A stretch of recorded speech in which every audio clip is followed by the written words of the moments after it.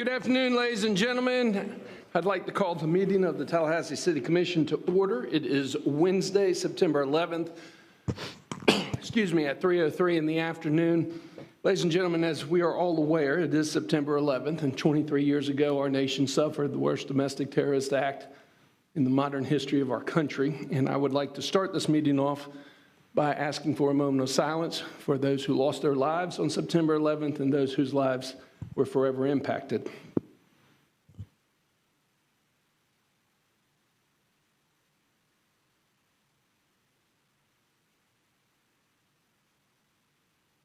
Thank you. I want to thank Tallahassee Fire Department for a wonderful job, not only day in and day out, but this morning for the 9/11 ceremony. Thank you, TPD, for also attending with our other community partners, the Sheriff's Office and the EMS. It is a stark reminder that we cherish our first responders and that y'all do a wonderful job, and we thank you each and every day.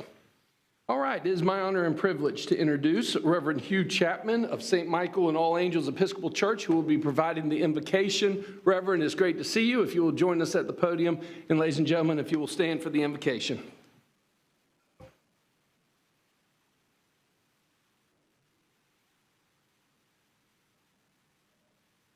Shall we pray?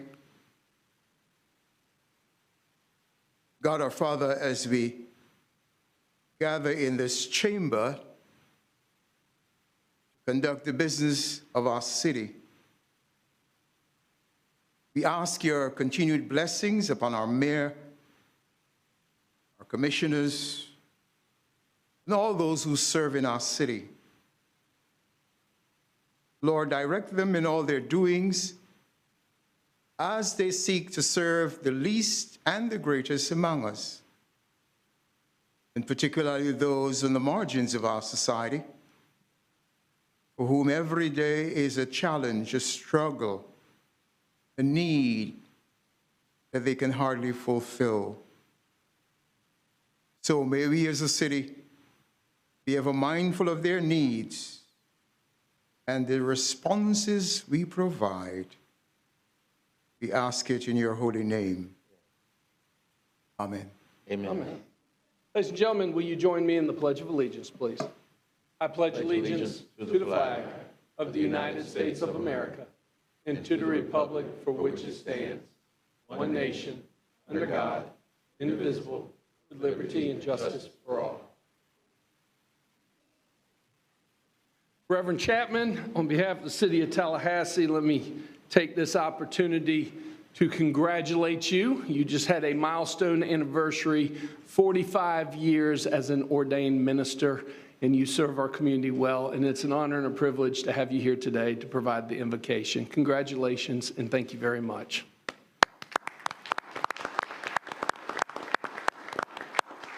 Ladies and gentlemen, colleagues, we have a full agenda today, plus a public hearing on the budget at 6 o'clock. We will get through the general business of City of Tallahassee. If we are done early, we will, of course, take any unagended speakers that are here early and have the sharing of ideas. If we take the full time with our general business, then we will have all unagended speakers after the budget public hearing, along with the sharing of ideas. Mr. Manager, do we have any agenda modifications? No, sir. Okay, we have one presentation. Colleagues, if you'd like to join me down at the podium.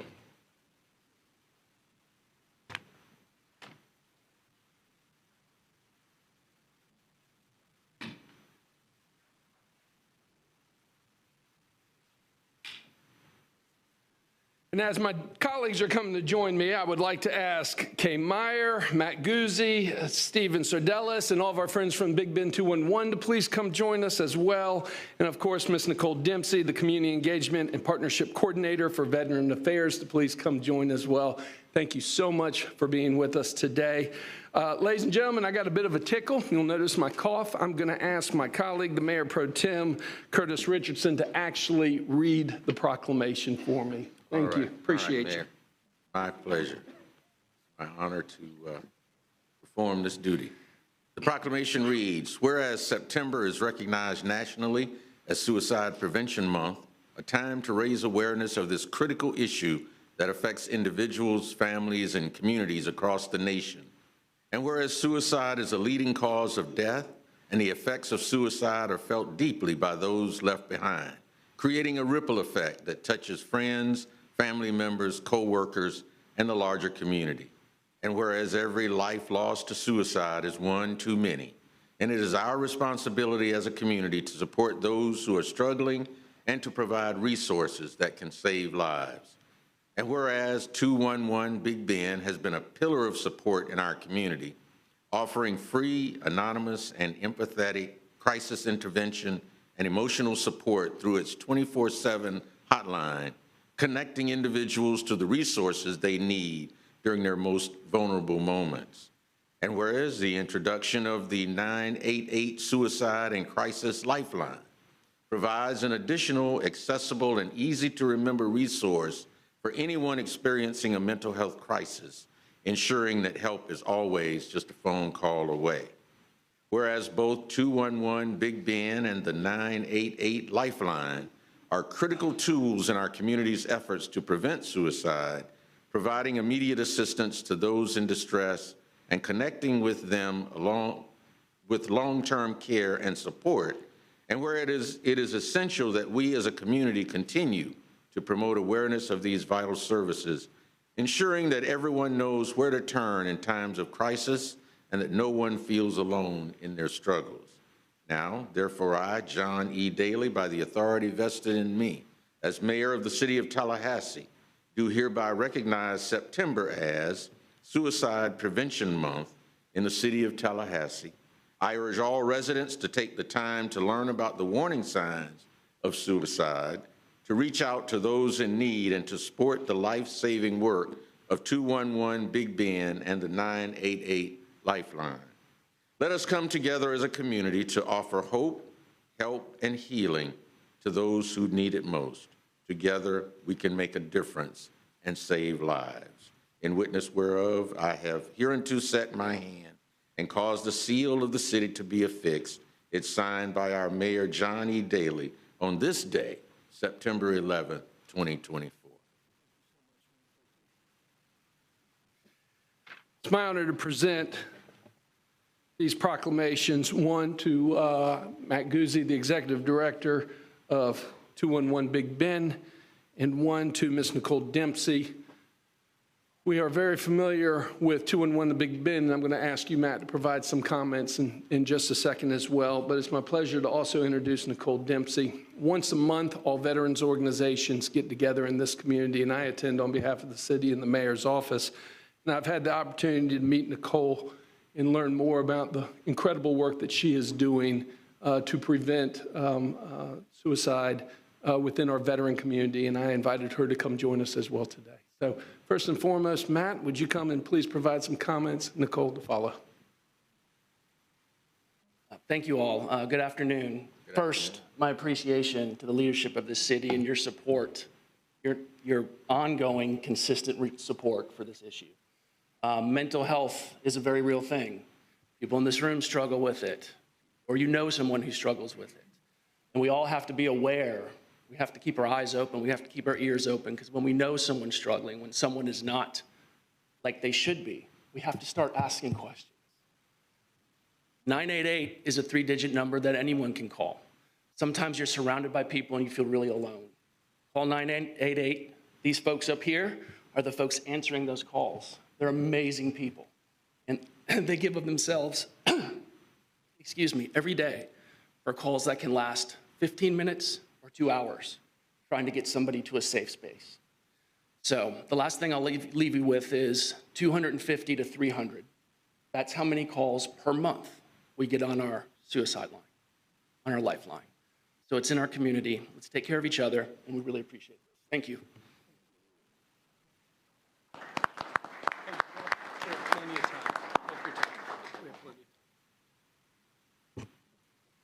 Good afternoon. I want to thank the City of Tallahassee and 211 Big Ben for organizing this event and for providing me this opportunity to speak to you today. My name is Nicole Dempsey, and I am a Community Engagement and Partnership Coordinator with the Department of Veterans Affairs Suicide Prevention Program. My role is to work with our community partners to implement suicide prevention strategies. We recognize September as Suicide Prevention Month. However, suicide prevention is important to recognize every day. But how amazing is it that we again are taking the time to speak so publicly about a topic that has been historically tucked away and acknowledged very little. Events like this help people recognize that they can talk openly about their struggles and that there are helpful resources out there. As our mayor acknowledged earlier, today also marks the 23rd day anniversary of the horrible events that happened on 9/11.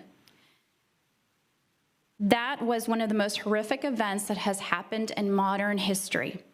What is actually surprising, though, about that day is that our nation actually experienced a drop in suicides. One hypothesis is the so-called pulling together effect, whereby people going through a shared experience might support one another and increase their social connectedness. This speaks to what suicide prevention research has shown time and time again, that connection is one of the strongest tools that we have against suicide. Let us use this as a reminder to reach out and check in with one another. Ask people, how are you? And rather than just treating it like an automatic greeting, actually stop and really listen. If the person does not seem to be okay, follow it up with more questions. Taking the time to show them that you care can instill hope in the other person when they might have a hard time feeling it.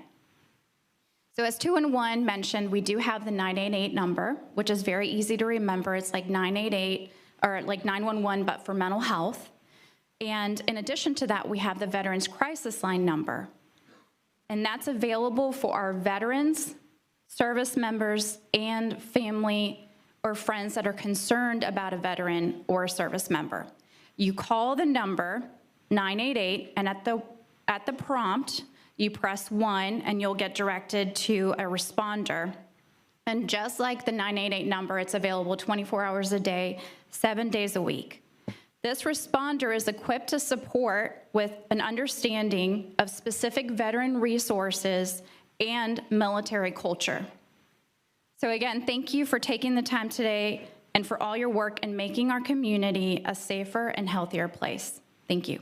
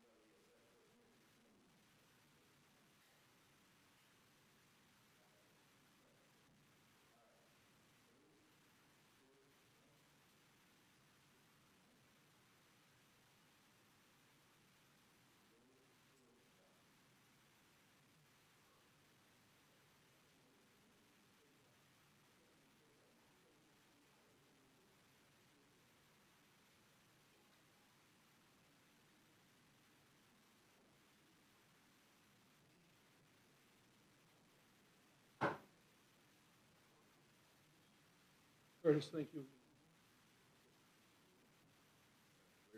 I want to thank the Mayor Pro Tem for presenting the proclamation.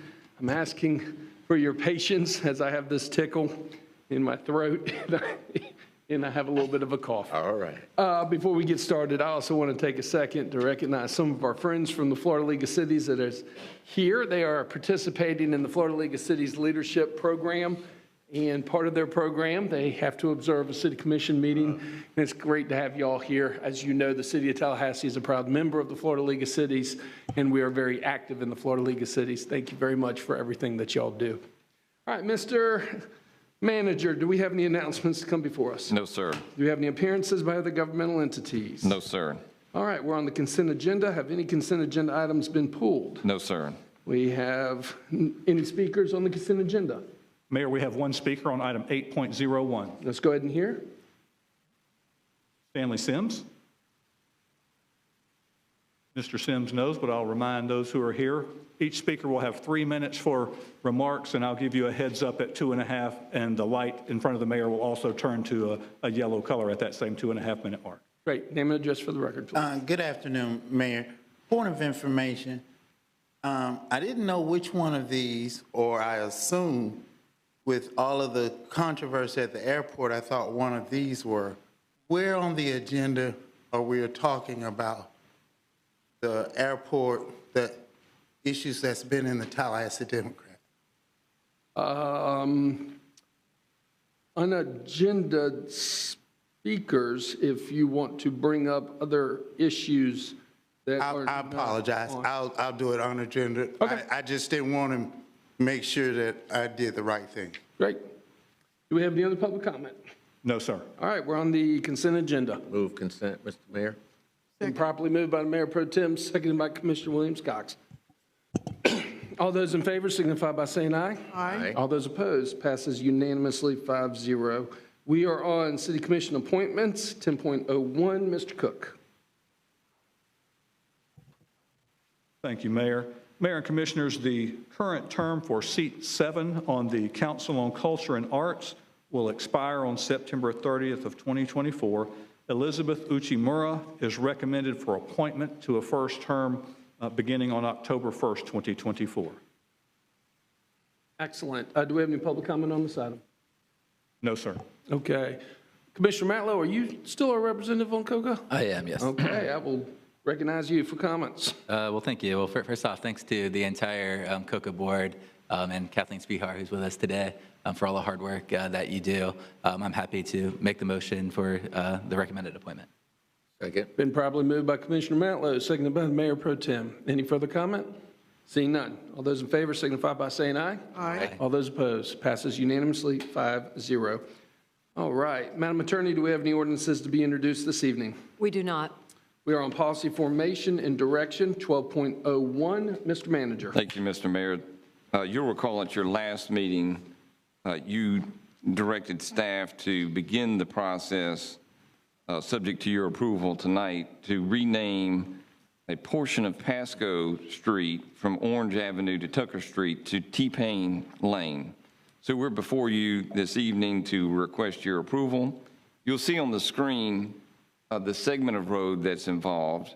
It runs from approximately our Walker Ford Community Center to more or less where Pasco Street intersects Orange near Nims Middle School. Both of those locations are special to T-Pain, which I should have said at the onset is a world-renowned entertainer from Tallahassee, grew up in Tallahassee, two-time Grammy Award winner.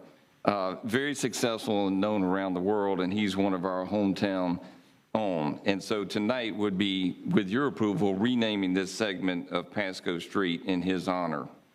We have followed the steps of the process. You also know recently the City Commission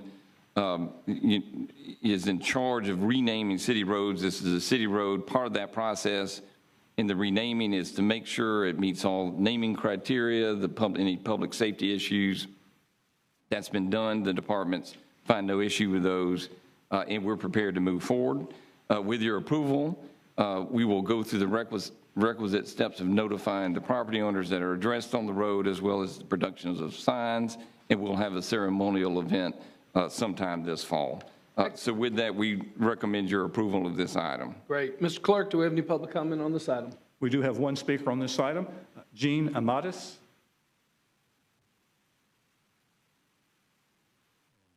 Mayor, that's the only speaker I have on this item at this time. Okay. All All right. I think we already produced a sign, sir. Yeah. Your name and address for the you already record, got please. You have ahead 3 of minutes. Gina Mattis, 8840 Carlisle Lane in Woodville. Oh, okay.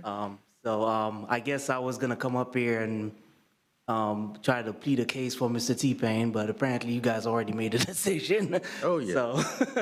So I guess I don't know if you're gonna go one way or the other, but I would appreciate if y'all take into consideration what the man has done and what he possibly can do for us around here. So hopefully you guys will make the right decision. So thank you very much. Have you gotten your ticket to the concert yet? No, sir. Can I get some? $99. All right, then. Thank you very much. Thank you. Our next public speaker, please. No other speakers on the item. All right, colleagues, direction. Move acceptance of staff recommendation. It's been properly moved by Commissioner Diane Williams-Cox. Is there a second? I'll give it to Commissioner Porter. Okay. Any other comment? See none. All those in favor signify by saying aye. Aye. All those opposed, it is unanimously approved. I know we are all looking forward to that celebration. Amen. 5-0. 12.02, Mr. Manager. Thank you, Mr. Mayor. This item seeks your approval of a 5-year renewal of a maintenance and support agreement with Motorola Solutions, and authorize me or my designee to execute the associated documents. With your approval, this will be a system that supports our CDA to dispatch city and county law enforcement, fire, and emergency medical services. Of course, maintenance support is important and provides a quality system with minimal downtime.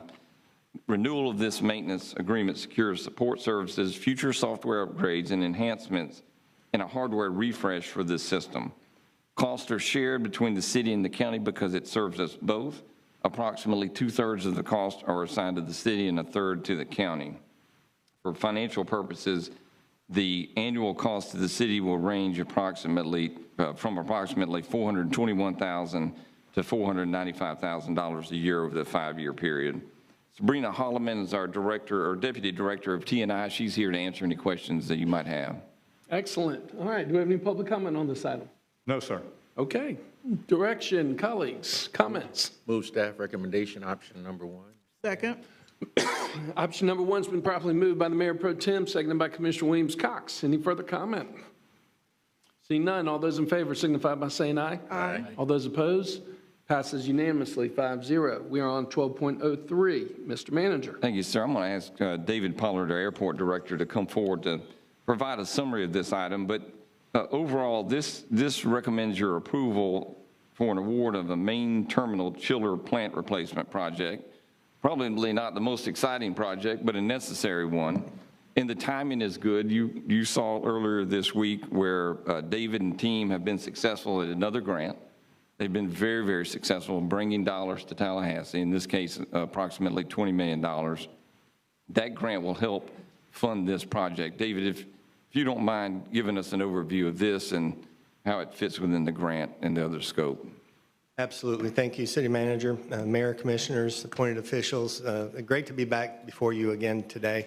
As we continue to look at grant opportunities and keeping those in line with what we're doing to address aging infrastructure and site readiness out of the airport. With respect to this item, this seeks your concurrence to award a construction contract to Cook Brothers in the amounts listed and shown on the slide deck and in the agenda item. This is a very important project to us. $3.3 million of this project is the recent grant award, so it's $20.3 million over the last couple of weeks.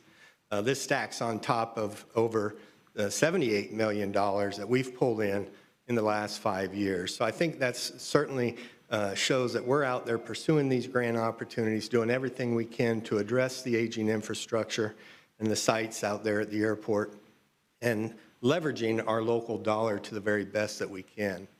These are just a few of the pictures of the aging infrastructure. I call these the dirty, ugly pictures. This is the infrastructure that we need to replace, life cycle replacement, and continue forward to provide a comfortable environment for our travelers that are out there at the airport. As far as history and facts, the main bullet I wanted to highlight there is during the negotiations, so this was a sole bid. We coordinated with the FAA seeking their concurrence to award the sole bid, which led to the grant that we received, the $3.3 million grant. We negotiated with Cook Brothers and working with procurement, we got to that total bid amount, which changed to 5.129419 there. So we did that, sought the concurrence of FAA, and they awarded us the grant subsequently. So, also wanted to take a quick minute to highlight our FDOT Project of the Year award that we received out there. So I was recently at the Florida Airports Council annual meeting in Miami, and was very pleased to be awarded this by the Florida Department of Transportation. This project, as you may recall, was somewhat against all odds. The FAA would not fund it. And so we turned to our funding partners at DOT and sought their concurrence to help us figure this out. And they delivered. And it was by working together with DOT, our stakeholders, our partners at the engineering firm, Avcon, and others, that we worked hard, very hard on this project. It turned out to be a great project. We're getting ready to open this runway, and was very pleased to get selected for this award. So this is the top commercial service airport project of the year for this year with Florida Department of Transportation. With that, we would certainly request your concurrence with our recommendation here. Thank you. Great. Colleagues, anybody have any questions or clarification for David? Questions, clarification? All right, Mr. Clerk, do we have any public comment on this item? No, sir. Okay. Staff recommendation, option number 1. Mr. Mayor. Second.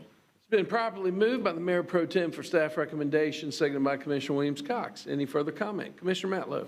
Thank you, Mr. Mayor. I'm not sure if this is for you or for procurement, but could someone explain the discrepancy, the mathematical error, the $45,000 difference, and how that gets confused then? Sure. Yeah, basically it was identified. It was a mathematical error on the contractor's bid award. I don't know if anybody from procurement is here, but it was a mathematical error. During our review, we always review these and send them to one of our consultants to review them on our behalf as well. So through that is where we identified it, Commissioner, and we wanted to certainly correct it and also weave that into our discussions with the FAA. So we certainly highlighted it, brought it up, worked with Cook Brothers, negotiated it, and they were on board with the change.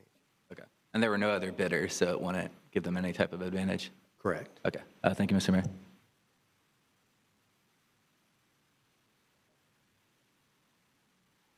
Any other questions? Okay. All those in favor of the motion on table signify by saying aye. Aye. All opposed? Passes unanimously, 5-0. We're on item number 12.04, Madam Attorney.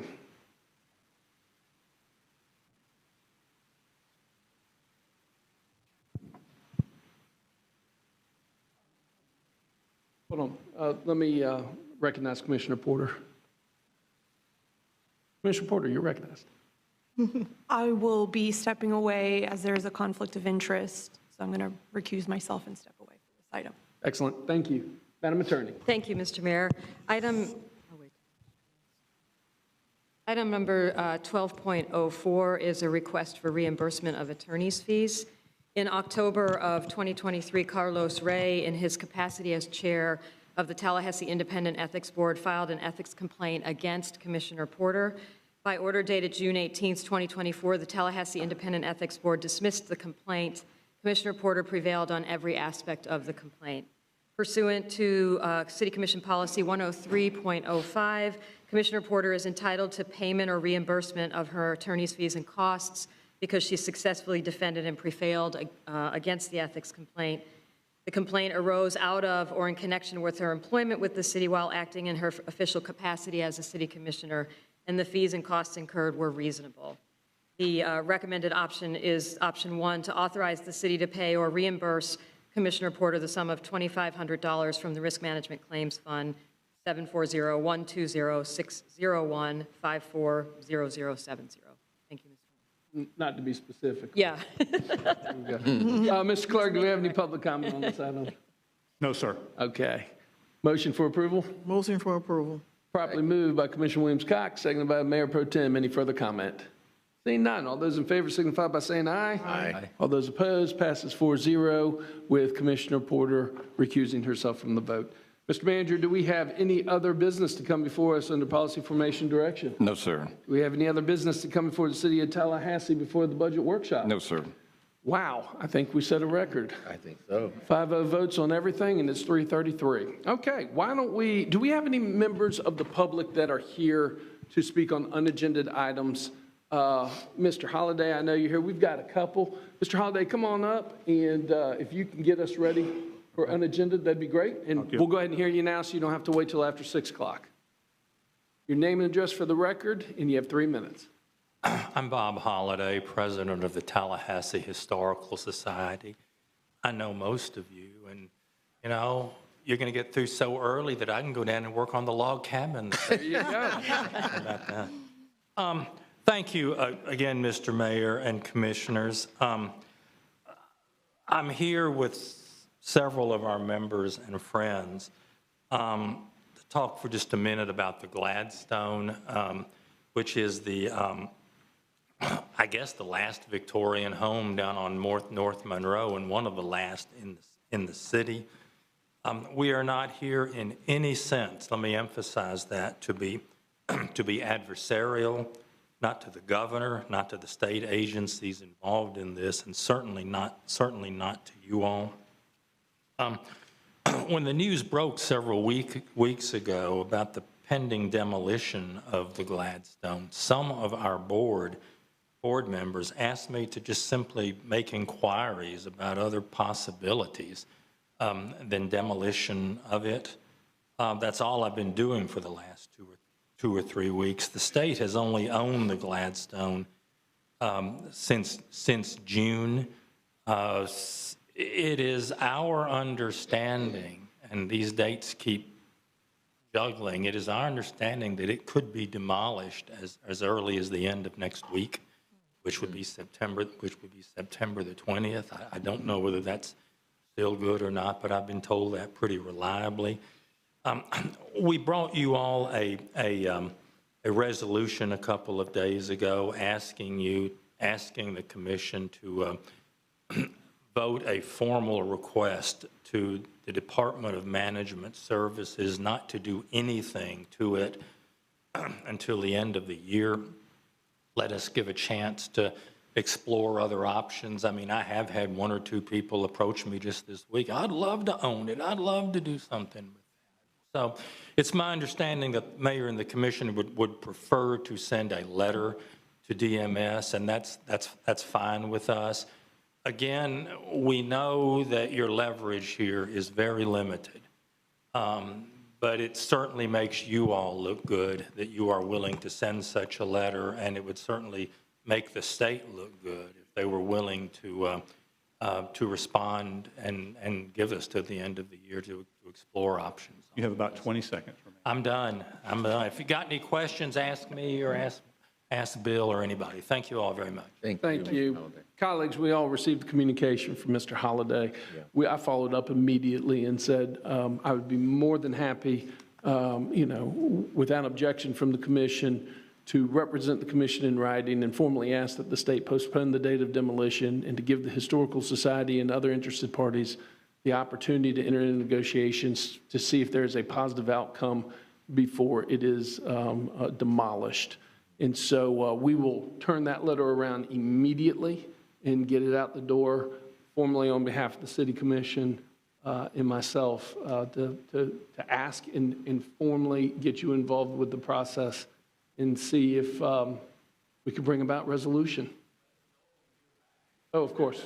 Of course. Mr. Mayor? Mayor Pro Tem. Yeah, just a question. Is the building in such condition that it could be moved if that were an option? I do not know what the condition of the building is. Mr. Holliday, do you? There have been all sorts of news reports about the condition of the building. They let some of us in it 2 or 3 weeks ago. And it is surprisingly sturdy building. Okay. I mean, yeah, it needs to be painted, et cetera, et cetera, et cetera.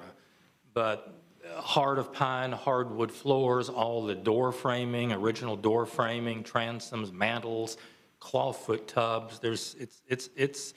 Someone could live in it now, and I suspect one reason they want to do something with it is because I think there probably have been some squatters in there. It's been vacant, for a number of years. So yes, I mean might have to be cut to be moved. I mean, because it's on that slot, but it could be moved and it could certainly be rehabbed.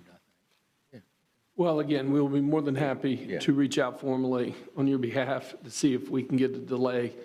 Thank you all. Thank you all very much. Sure. And also on a personal note, I want to thank, I see a lot of friendly faces here that have been working really hard during this bicentennial year to support our community. And many of you have been rolling up your sleeves and working on the First Florida Capitol project in Cascades Park. Thank you very much. We certainly appreciate it. Mayor Pro Tem. Just for information purposes, Bob and his crew did the marker in Myers Park recently. That's right. And so thank you all for that as well. And the marker at Bethel. Oh, Missionary Baptist, Baptist. yes. That's correct. So thank you all. Thank you. Mr. Clerk, our next speaker, please. Mayor, our next speaker is Stanley Sims. Don't see Mr. Sims, so let's go with Harry Brown next, and I'll come to Mr. Sims in a moment. Sure.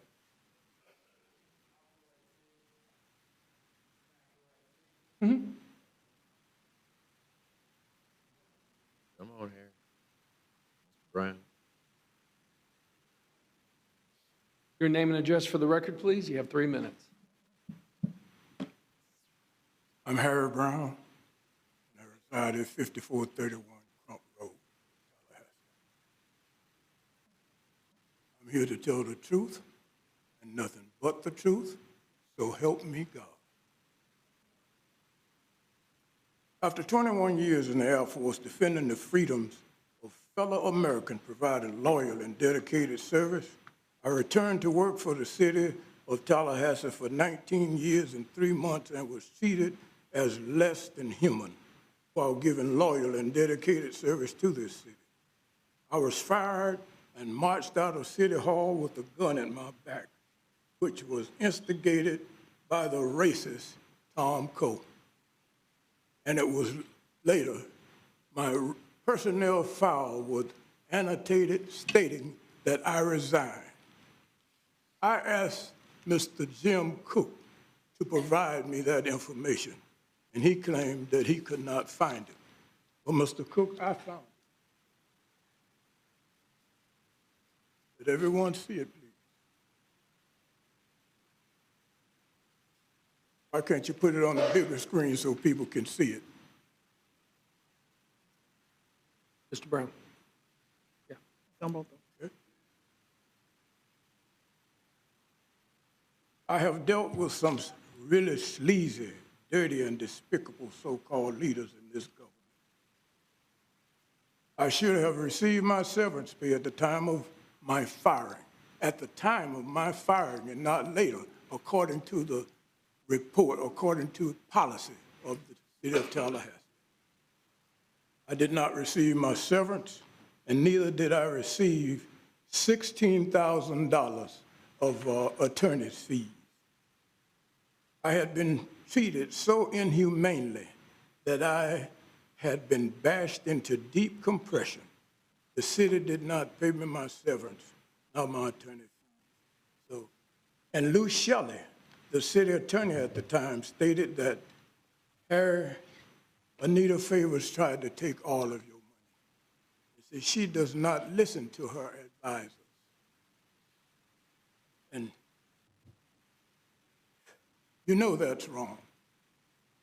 Why should I have to wait another 4 or 5 years when something is written in the general agreement? I should have been paid my severance pay at that time. I see you're paying somebody here attorney's fees here now. It's 30 seconds. It's never too late to do the right thing. Never too late to do the right thing. Now, Mr. Cook, have you found that document that I have? You claim you couldn't find it, but I had an attorney tell me early on from my firing, said, Mr. Brown, get back to City Hall as quick as you can and get your personnel file. He says, because I know what the city does, how they annotate personnel's record. Thank you very much. Okay? Now, I want some answers to some of this stuff, okay? Thank you. Please.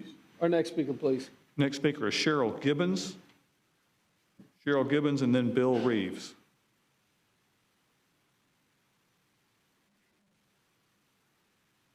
Your name and address for the record, please. You have 3 minutes. Cheryl Gibbons, and I'm a Tallahassee native. I was born at the old Del Mabry Field. I'm here in support of saving the Gladstone. From the time I was little, I've always seen the Gladstone. When I graduated from Leon, it was a Gladstone. It was E.L. White then. When I graduated from FSU, there was a Gladstone. When I got married, when I moved away, when I came back, this beautiful old lady has been here since 1897. And it's so wonderful to see it. When this town, I've seen so many things destroyed through the years, just beautiful, beautiful places taken out for parking lots.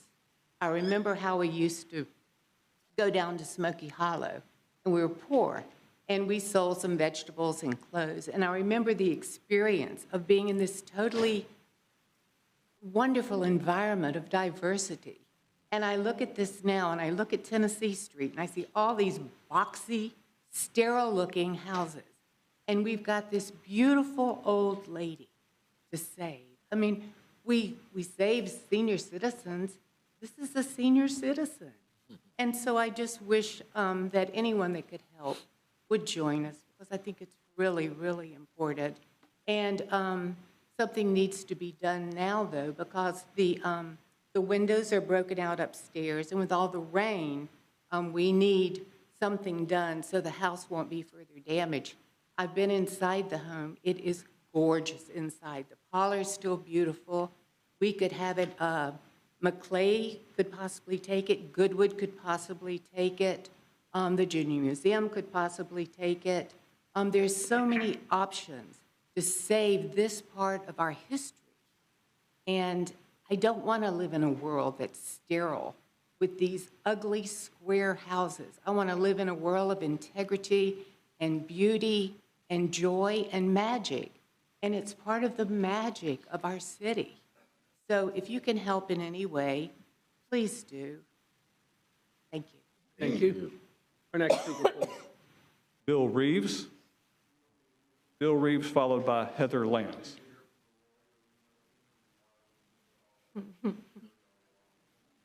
Mr. Reeves, it's good talking to you the other day. Heather Lance is next, then followed by Steve Schaffer. Your name and address for the record, please. Hi, my name is Heather Lance. I live at 1417 North Martin Luther King in Tallahassee, Florida. And I also am here to speak about the Gladstone. I have a slightly different viewpoint. I actually lived at, it was not the Gladstone at that time, it was the E.L. White rooming house. This was in 1991 when I was a student at FSU. I was living with roommates and I needed a place to go. I couldn't stay there any longer. And I went and I lived in this lady's house. The house was run by Mrs. White. She was already well into her 90s. I had to be interviewed for the process because I was told they don't accept college students.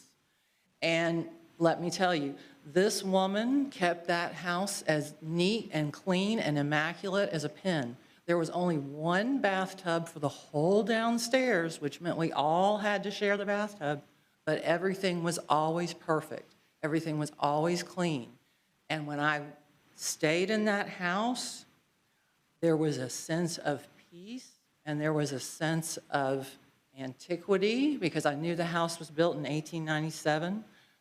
The ceilings were 13 feet tall. The whole house was decorated in antiques. And like I said, she took pride in every piece of the home. So I am here because she is gone. She cannot speak to save her home. The home cannot speak for itself. And Tallahassee has lost far too many architectural antiques. I have lived in and out of Tallahassee since 1988. I grew up in Atlanta. We had a restoration movement up there that was very successful. I have lived in New Orleans. New Orleans would literally be paying millions of dollars to restore a home like this. So please, let us not just see the Tallahassee perspective, which in the past has been, as people have said, to tear things down for a parking lot.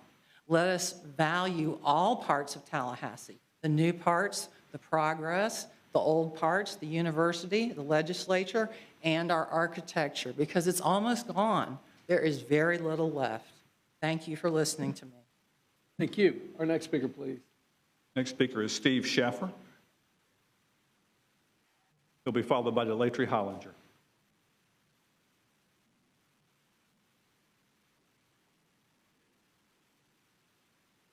Good afternoon, City Commissioners.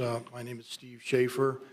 I live at 2607 Banter Bay Drive here in Tallahassee. I've lived here for a better part of 40 years, and I deeply appreciate history, and we're surrounded by history. At the risk of piling on, I want to echo what Mr. Holliday has said and others. We need to try to keep this house. Just to give you some perspective, about 3 weeks ago, the Tallahassee Democrat ran an article on the Bradley's Country Store, and it was about 97 years old. Well, this Gladstone boarding house is 30 years older than Bradley's Country Store. It needs to be preserved if we can. I mean, we've done it before. We can do it again if we come together as a community. If you know, others have said about the Tallahassee Museum, there's a restored pioneer home that's available for the public to look and to, get an idea of what life was like back in the early pioneer days. You come across east of town, you have the Riley House, you have the Brokaw McDougal House, and you have others, especially the Knott House, where every year they recite the Emancipation Proclamation celebrating freedom. So this house can be preserved, and the reason it needs to be preserved, it needs to become essentially a window to the past of early Tallahassee. It can be, and I think the answer is to relocate it. I think that solves both concerns. The state, right now the state owns it. They got it fenced off, and it's going to be demoed very quickly. And I don't think we want that in the middle of our bicentennial year. As we celebrate history, the state of Florida is poised to destroy history. And I don't think that those two ideas are compatible. So, I mean, to paint a picture of, in about 2 weeks, if we don't make a phone call or write that letter or press the brakes, it's going to be gone. It's going to be torn down, scrap wood, put on dump trucks with those hydraulic claws, just like we do when we clean up after a hurricane. So we're going to, if you relocate it, it needs to be a community-wide effort. And it's going to be big, if not bigger than Springtime Tallahassee. It's going to take a lot of entities come together, both city and state, private institutions, Tallahassee Historical Society and others. As an advocate, I mean, I've written letters to the editor, called my state senators, and in fact, I'm on the same page with Bob. I actually have an article with him last Friday. So we're on the same page with this to offer ideas to save this house. And we're not going to do it for ourselves. We do it for our future. Because in 50 years from now, when they look back at the bicentennial year of Tallahassee, 2024, what's it going to be? That we had a chance, we missed it? Or is it going to be restored and repurposed, as my article suggests? And that's about 20 really, seconds. That's really what I want to talk to you about is let's partner together so that this house becomes the future for future generations to enjoy and have that window into the past so they can see what life was like in early Tallahassee. Thank you. Thank you. Mr. Mayor? Sure. I must be the luckiest person in the world to be in the room with two Steve Schaefers. I want to say, will a real Steve Schaefer please stand up? Right. We got two John Daley's also. Mr. Mayor? Sure, Mayor Pro Tem. And I haven't had a chance to talk with Bob or any of the others about this issue, but has the state indicated any interest at all in working with us on this? Not that I'm aware of, Mr. Manager. Are you aware of any formal communication with the state? No, sir. That's why time is of the essence, and we will get this formal letter out immediately to see what we can do. Commissioner Williams-Cox. In my conversation with Bill yesterday, I gave him a phone number to somebody directly, and I don't know if you used it yet or not, but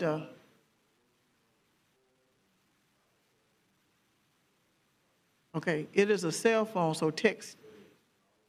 Okay, thank you. All right. Our next speaker, please. Next speaker is Delatry Hollinger. Your name and address for the record, please. You have 3 minutes.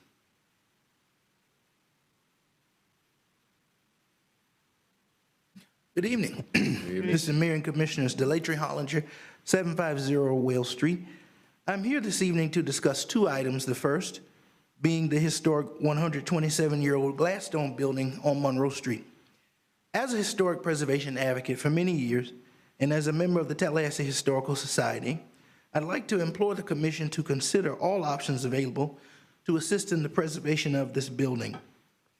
I was happy to hear, Mr. Mayor, about the communication that is going to go out, and I thank the Commission for advocating for this great relic of our past. Also, as a Tallahassean, native Tallahassean, and lifelong resident of Tallahassee South Side, I'm elated that the Commission has renamed a portion of Pasco Street from Tucker Street to Orange Avenue in honor of my hometown homeboy and rap legend T-Pain. He is most deserving. Now, I humbly request that the Commission consider bringing back an item to rename Pasco from Orange Avenue to Bragg Drive in honor of the late Leon County Commissioner Anita Davis. Mrs. Davis was the president of the Jake Gaither Neighborhood Association for many years.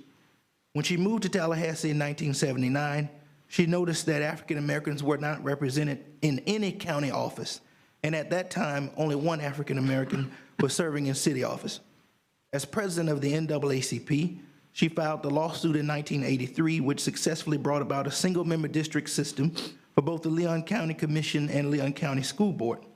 This was a monumental occurrence in Tallahassee, and Commissioner Richardson would agree that as a result of that suit, he was able to be elected to the school board in 1990 as the first black male to serve on that body. Several years later, she would become the first black woman elected to the Leon County Commission in 1990. She was also the first black person to serve as chairperson of the Board of County Commissioners and was the first African American to be elected to 2 successive terms as a county commissioner. I was blessed by God to witness firsthand her love of service and commitment to all people in this community. I humbly ask your support and a concurrence and ask that you move to honor such a deserving citizen, elected official, and public servant in this manner. Thank you so much. Thank you. Our next speaker, please. We have no other speakers at this time. Okay, is there anybody here that did not have a chance to fill out a speaker form that would like to speak on unagended? You do not have to wait till 6 o'clock. Mayor Pro Tem? Thank you, Mr. Mayor. In light of the comments and remarks made by Mr. Hollinger, I would like to move that we have staff research the request to rename parts of Pasco from Orange Avenue to Bragg Drive on behalf of and in memory of the late Anita Davis.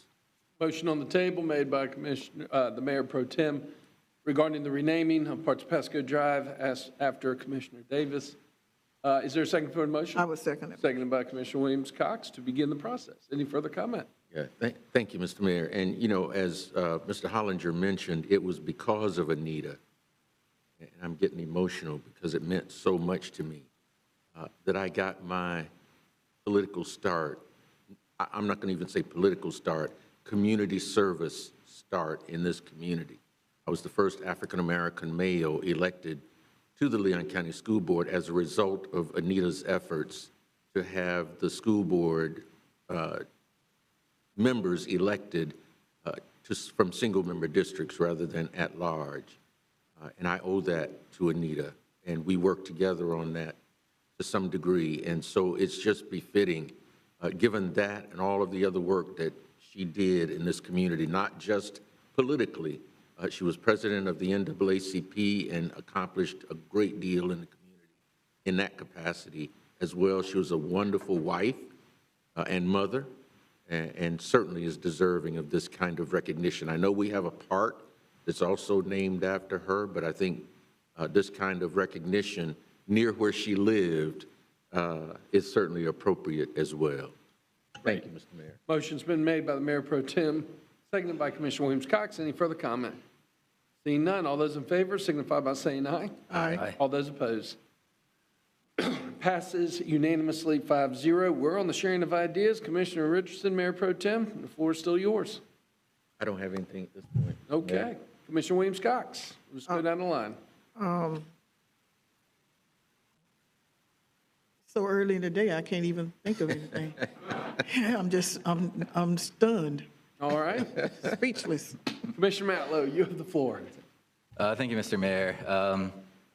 A few items. First, I want to register my support as well to save the Gladstone. If there's anything I can do personally, let's be in touch. Happy to co-sign the letter or be included in the letter that goes out as well. I did look at the pitch. I've never been inside, but I looked at all the pictures of the inside, and it looks immaculate for the age. A very, very impressive home. My second item, I was asked, I guess the Frenchtown Rising had a back balance with the City of Tallahassee when it was time to apply for special events funding. That balance has since been paid, but they missed the cutoff to apply for the fiscal year that starts. But our fiscal year that starts in October overlaps this football season. So they're having financial constraints to be able to complete the festivals for this football season that we're in right now. So I'd like to see if there was a chance that we could offer the in-kind services for the remainder of this football season for Frenchtown Rising. Is that a motion? Yes. Is there a second? Second. Second by Commissioner Porter. Mr. Manager, I am not familiar with this situation. Are you? Can you bring us up to speed? I don't know the details, but I think Commissioner Matlow has summarized it correctly. It's not included in this upcoming budget year. So I think I'm going to look to Robert Wiggin to confirm that for me. So I think the motion probably, if the commission wishes to entertain it, probably is better done in the budget process tonight, because you'll have to amend your budget. So if you are inclined to support it, it will have a budgetary impact, and we'd need to adjust the budget. That'd be my feedback. Robert, let me just ask, since we have a minute, Robert, if you can come forward and help me with any more details on that. And Mr. Manager, Mr. Mayor, Sure. while he's coming, how much are we talking? I'm not sure we know that amount, ma'am. Do you know that offhand, Robert? No, I don't. But I would need to look at the special events agenda for what's been requested in the past. I think it's very dependent upon how many events remain to know exactly what the total cost would be. Now, if it's in-kind services, that's within somewhat within our control because it's staff time. But again, we wouldn't want to quantify that before we then include it in the budget. And for clarity, that's what I'm looking for, is the in-kind services, not a payment of any kind. Could we have that brought back to the 6 o'clock budget workshop? Well, can I get another question? Hold on just a second. Commissioner Matlow's got a question. Can we quantify that before the 6 o'clock budget workshop? We can try, or we could do it at the next meeting, certainly, so you can have that done. There will be some expense, right? So even in-kind will impact the Parks and Recreation budget. And so that will take a little effort.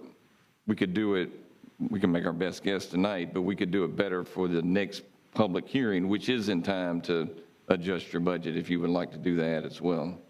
From a procedural standpoint, and I think everybody wants to make sure that we see the festival remain whole, because it's a great festival. From a procedural standpoint, from the budget and public notice, tonight's approval would have to be the same as the second public hearing, correct? So action would need to be taken tonight so that the second and final public hearing reflects tonight's actions. I'm seeing the attorney nod yes. That's the case. Yeah. Well, let me, if I might, sure. I could add some clarity. I think that is as it speaks to your ad valorem, some of the decisions you'll make, but the budget itself, you could, in theory, give us direction tonight to change the operating budget. Okay. We couldn't change the ad valorem amount. As long as it doesn't impact Right. the others. But, so, and we would not do that, but, so you do have flexibility in that regard, but the ad valorem would be, become cemented. All right. I'm going to, Commissioner Matley, you have the floor. May I make a suggestion? Sure. I would suggest that let me entertain a motion from you at the budget workshop tonight at 6 o'clock. I think you'll have unanimous support. It doesn't impact the millage rate or anything. That'll give staff time at least to quantify it in the next hour or two, so we know a dollar amount that we're talking about. It also allows me to get with the city attorney, because there is a formal script that we have to address, and we need to figure out where in the public hearing tonight at 6 o'clock would be the appropriate time. Might be the first motion that we take, but I would like to have a second to also talk to her about it. So if you wouldn't mind postponing your motion, we'll come back at 6 o'clock and we'll deal with it and take care of it from there. Yeah, that's not a problem. And, I think similar, we've done these budget adjustments in the past over the years, even off cycle, post the budget hearing. So I don't think the need for it to absolutely be tonight is there, but I do think if we can work it into this budget conversation, that would be great. And I'll make the motion there. I think the question at hand is that we're not talking about a budget adjustment for the current budget, but a budget adjustment for the proposed budget. Right. Therefore, I think it'd be more appropriate if we deal with it at the budget workshop tonight. Commissioner Williams-Cox for comment? Well, actually, question, what are we talking about? How much are we talking about? Sure. And I know Commissioner Matlow, you obviously had conversation with someone, that's why you're bringing the motion. What is the number we're talking about? Because we're getting ready to go into something blindly, not knowing the amount. And I do know that at the last meeting, there was, I'm looking at Ashley Edwards, because at the last meeting, I did ask a question about it and found out that the reason that it wasn't awarded was because there had been no application. And it had been no application because there was an outstanding balance. But the balance has been taken care of. But I still think that we need to know how much money we're talking about. Sure. And so the request, the informal request is for staff to try to quantify it within the next 1 hour and 56 minutes, so that tonight when it comes back, we have the opportunity. I understand that, but we have someone who has made a request, obviously through a commissioner, who should be able to give us a ballpark of what we're talking about. Sure. Mayor Pro Tem. Yeah, Mr. Mayor, I guess the question that I would have, well, the concern that I would have is that this sets a precedent. Because if someone didn't make the application deadline and now we're going back and awarding funds after that deadline, then I really think that sets a dangerous precedent. And it's something that we need to discuss when this comes back. That is a point very well taken, and I had similar concerns and questions, but after a motion is made at the appropriate time, we'll get into all this discussion. Sure. Absolutely. Commissioner Matlow. Okay. Thank you, Mr. Mayor. And just to follow up on that, we've done this several times specifically for special events. I think French on Rising actually maybe was one of them back in 2018 when they first approached us. A precedent has been set for the city commission. That was CRA. That was CRA, not the city budget. The special events funding specifically has been expanded. When we started Frenchtown Rising. Hold on. Don't let me lose control. Okay, I'll come to you in a second, apologize. Commissioner Williams-Cox. I apologize. Commissioner Matlow has the floor. Thank you, Mr. Mayor. So I'll bring that back. My third item, I watched the firefighter union negotiations this week, and it seems like the two offers, the city's offer and the union offer, were within up 1% of each other in most years. I think it's very important that we get this deal done by October 1st. I think our firefighters are deprived of nearly a full year of their compensation increase last year. So I think we need to do everything we can to bring this in for a landing. And I think the most easy way to do that is to just accept the union's offer, which is in 1%. Mr. Manager, do you have the dollar amount difference between the last union offer and the city offer? No, sir. Would somebody on your team have that information available? No, sir. Not right at the moment. So we've negotiated a union contract about union pay, and we don't even know the value of the contracts, the two different offers? Well, I believe the question you're asking me is what's the value difference between the two offers that spans 3 years? Yes. And no, sir, we don't have that right now. Do we calculate in the cost of our offers when we take them to the bargaining table? Oh, absolutely, yes, sir. Okay. Yes, sir. Okay, so do you have the cost of our offer? Yes, sir. Would you make that available, please? I don't have it right now, but we can get it for you. Absolutely. Okay. So this is what I would like to do. We don't have a lot of time. September 19th is the next bargaining session between the two. We haven't had an opportunity to have an executive session to talk about this as a commissioner, as a commission, but I'll make a motion that we give the city manager direction to bring up to the last offer, to be able to accept the last offer offered by the fire union. Second. So point of clarification, Madam Attorney, now all of a sudden we are providing direction, which usually takes place. The first question that I think we have to ask is, are we comfortable with the direction or not? And if not, then do we call a special shade meeting where we have the opportunity to talk about this, but not deal with the business at hand at a city commission meeting, let alone one that has not been publicly noticed on this item? I'm not sure that there's a requirement that the meetings be conducted in the shade. It's an option. So I think if it's conducted here in the public, I would, there's not an easy answer on this. It is not noticed, but a shade meeting wouldn't be noticed either. So I think you can discuss it. I think your first question is probably a policy decision. Okay. Mr. Mayor, may I add? Sure, Mr. Manager. Just for clarity, and I don't think we need an executive session or it's been referred to as a shade meeting because the purpose of that is for confidential meeting of the commission.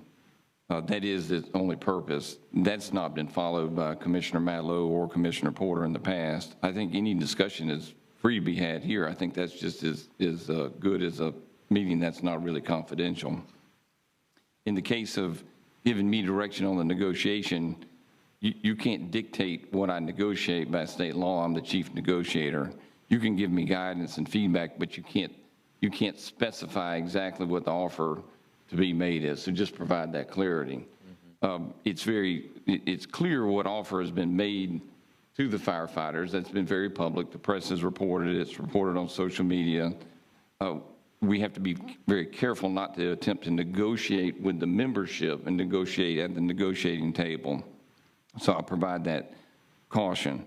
What we also know is that the offer that has been made to the members of the union, the negotiating team, was received favorably by the negotiating team, and by all accounts has been received favorably by the membership.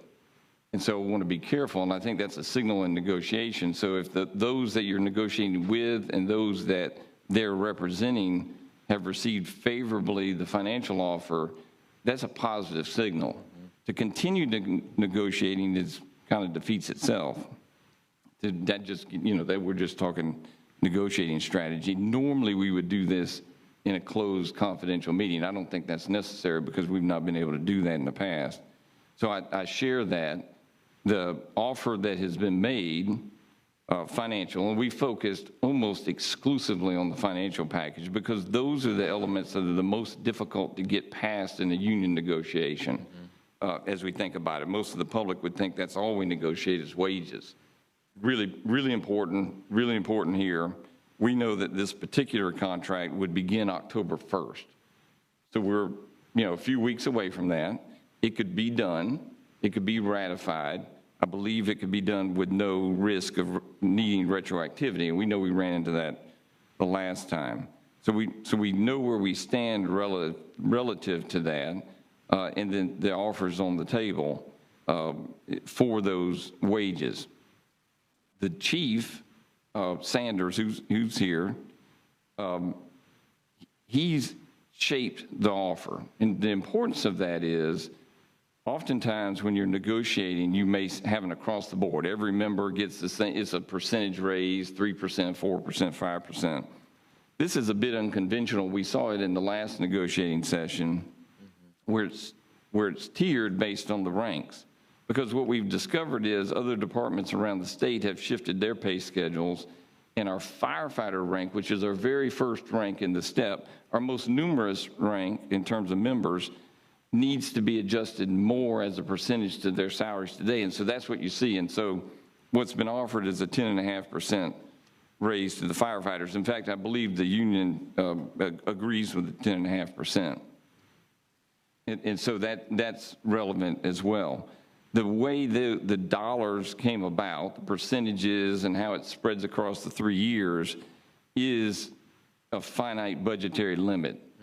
The limit was determined based on the resources in the fire service fee, which is the main, not exclusive, but main funding mechanism for the fire service fee. At the amount that's been offered, the fee will be exhausted 2 years before its scheduled date. It is scheduled to last at its current fee rate, what the public pays, for 4 more years. It will be exhausted 2 years early under the proposed rates. Any additional offer beyond that, even if it is an insignificant amount relative to the total, will trigger a fee increase earlier than 2 years. And so that was the significance, and I think the chief has shared that with the union. I think that's come out. I believe it has. If it hadn't, I just said it now. But so there was these financial boundaries, and I know the chief wouldn't always be the negotiator. In this case, he is, because he knows the interest of the department, and he's trying to stretch every dollar he can to get. Obviously, a 10.5% raise for firefighters would be significant. So that, Mr. Mayor, that's just a little background. I think it's good and healthy for everybody to understand. I know the union understands it, and so. We'll continue to negotiate wages on January 19th. We'll continue to negotiate it to the best of our ability. Mayor Pro Tem. Thank you, Mr. Mayor. Just a quick question. And Mr. Manager, is that 10% above the 11% that was awarded in the one-year contract? Yes, sir. Yeah, that's on top of the raises that just occurred. Okay. And the battalion chiefs and captains are getting a raise this time as well, or are being proposed to get a raise? Yes, sir, that's the proposed. It's a smaller percentage. Right. Forgive me, I don't remember the amount, but I want to say it's 4% in year one. Okay. As well as, and you'll remember this came up with the equalization of the pension contribution. And so that's recommended too, to equalize, which increases the amount of compensation the captains and battalion chiefs would receive. And I think that's looked upon favorably by the union negotiators as well. Okay. Thank you, Mr. Mayor. Commissioner Williams-Cox. I just want to add that I am just very surprised and disappointed that we're here. Last week, members of the union asked to meet with me, and I met with the lead negotiator and 2 other members. And I left that meeting thinking that we were on our way in another couple of sessions to an agreement to move forward. And so I am not sure what happened, but if you read the paper and believe what it says, someone who may not have been a part of that may have gotten involved, and I don't know if that's what causes this to happen, but something happened from the time I met with them until now that this has gotten really messy. And I'll say what I said to the media. This cannot be about politics. This has to be about the people. My goal, and I was very strong in my conversation with the city manager, get this done so that everybody gets their raise on October 1. Get it done so everybody, it's a 3-legged stool. We have 2 unions and general employees. And we need to get it done so that we are all on equal footing. Everybody gets their money on October 1, everybody keeps working, everybody's happy, and let's keep going. So I'm not sure what happened, but whatever happened, we adults have got to be in the room to figure this out. And we can't go on and put our community through all of this negativity and all of this back and forth stuff. We've got to land this plane, and we need to land it in time for the fire department to get their raise October 1. Whoever need to hear that, let me say it again. We need to land this plane and get these people their money by October 1. Whatever you need to do that, and I'm not saying we need to lay down and take a certain offer. Negotiations go both ways. It's not where you just lay down and take something. It goes both ways. And so things were going well And that came from people at the table. Something happened, and whatever it was, we need to back it up, and let's make sure we get people their money October 1. That's where I stand on that. Commissioner Matlow. Thank you, Mr. Mayor. And to follow up that, I agree with the city manager that, you know, this is the process for him to negotiate or his team to negotiate at the bargaining table with the union. We can't circumvent that process. I think it is important that we stick to the process. I've asked the city manager, I know you're all aware, to call an executive session so we could have this discussion without showing our hand, so to speak, to the union. You know, my request was declined, so I've left with, you know, no other alternative than bring it to a public meeting. But what's at stake here, my point is this, I think we were all disappointed that we're not heading towards an agreement signed by October 1st. My point is, the union's offer is so close to ours, they're not going to reject the offer they put on the table. It wouldn't make any sense to put an offer on the table to get it accepted and then say, no, I don't want that. And the difference, Mr. Manager is right. Well, last year there wasn't 11% pay increase for anybody. That's not accurate. But the firefighters, at the firefighter level, the city offers 10.5, the union offers 10.5. That stays exactly the same. At the engineer level, it's 7% from the city offer. It's 7.5% from the union offer. It's 0.5%. For lieutenants, it's 5% on our offer. It's 5.5% on the union offer. That's 0.5%. For year 2, it's 4%. For year 3, it's 3.5% on both offers. Both of those years are less than we do across the board for city employees.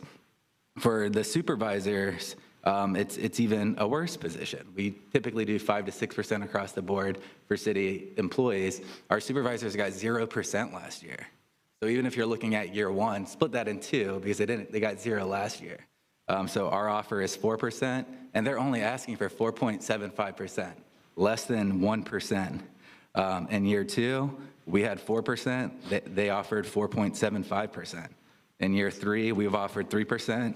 They've offered 3.5%. We're less than 1% each year per position.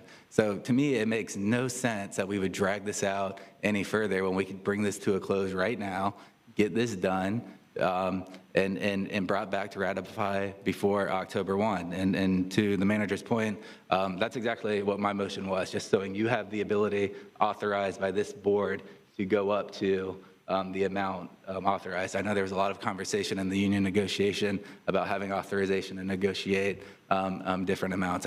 I would prefer to have done this in an executive session, but since we're here, you know, that would be, you would have the authorization from this board to meet them at that offer that's less than 1% per position per year. Thank you, Mr. Mayor. Mr. Mayor, on point. Commissioner Porter, do you have your hand up? We have not heard from you yet, or do you want me to keep moving on? No, go ahead. Okay, Commissioner Williams-Cox.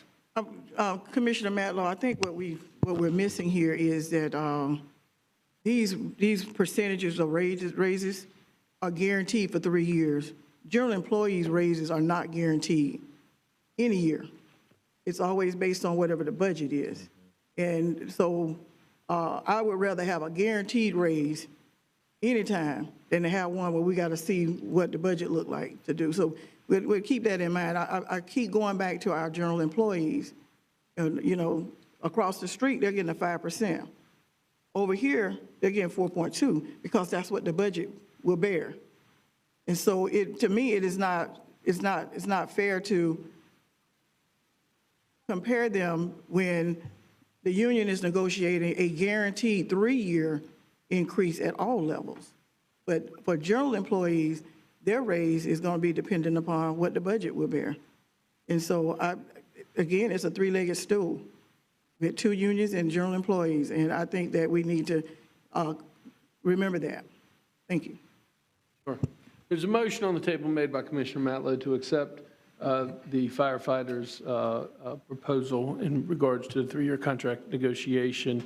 And it's been seconded by Commissioner Porter. I'm sorry. Just for fair clarification, to authorize the city manager to go up to the amounts offered by the firefighters.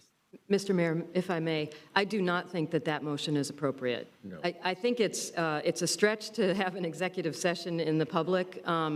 the provision in the statute is that they shall be conducted in the shade, but I do think that that's intended to be a benefit for the parties, and to the extent the parties, didn't want to do that. But I do not think that the law allows the board and the commission in this setting to direct the city manager to do something by motion.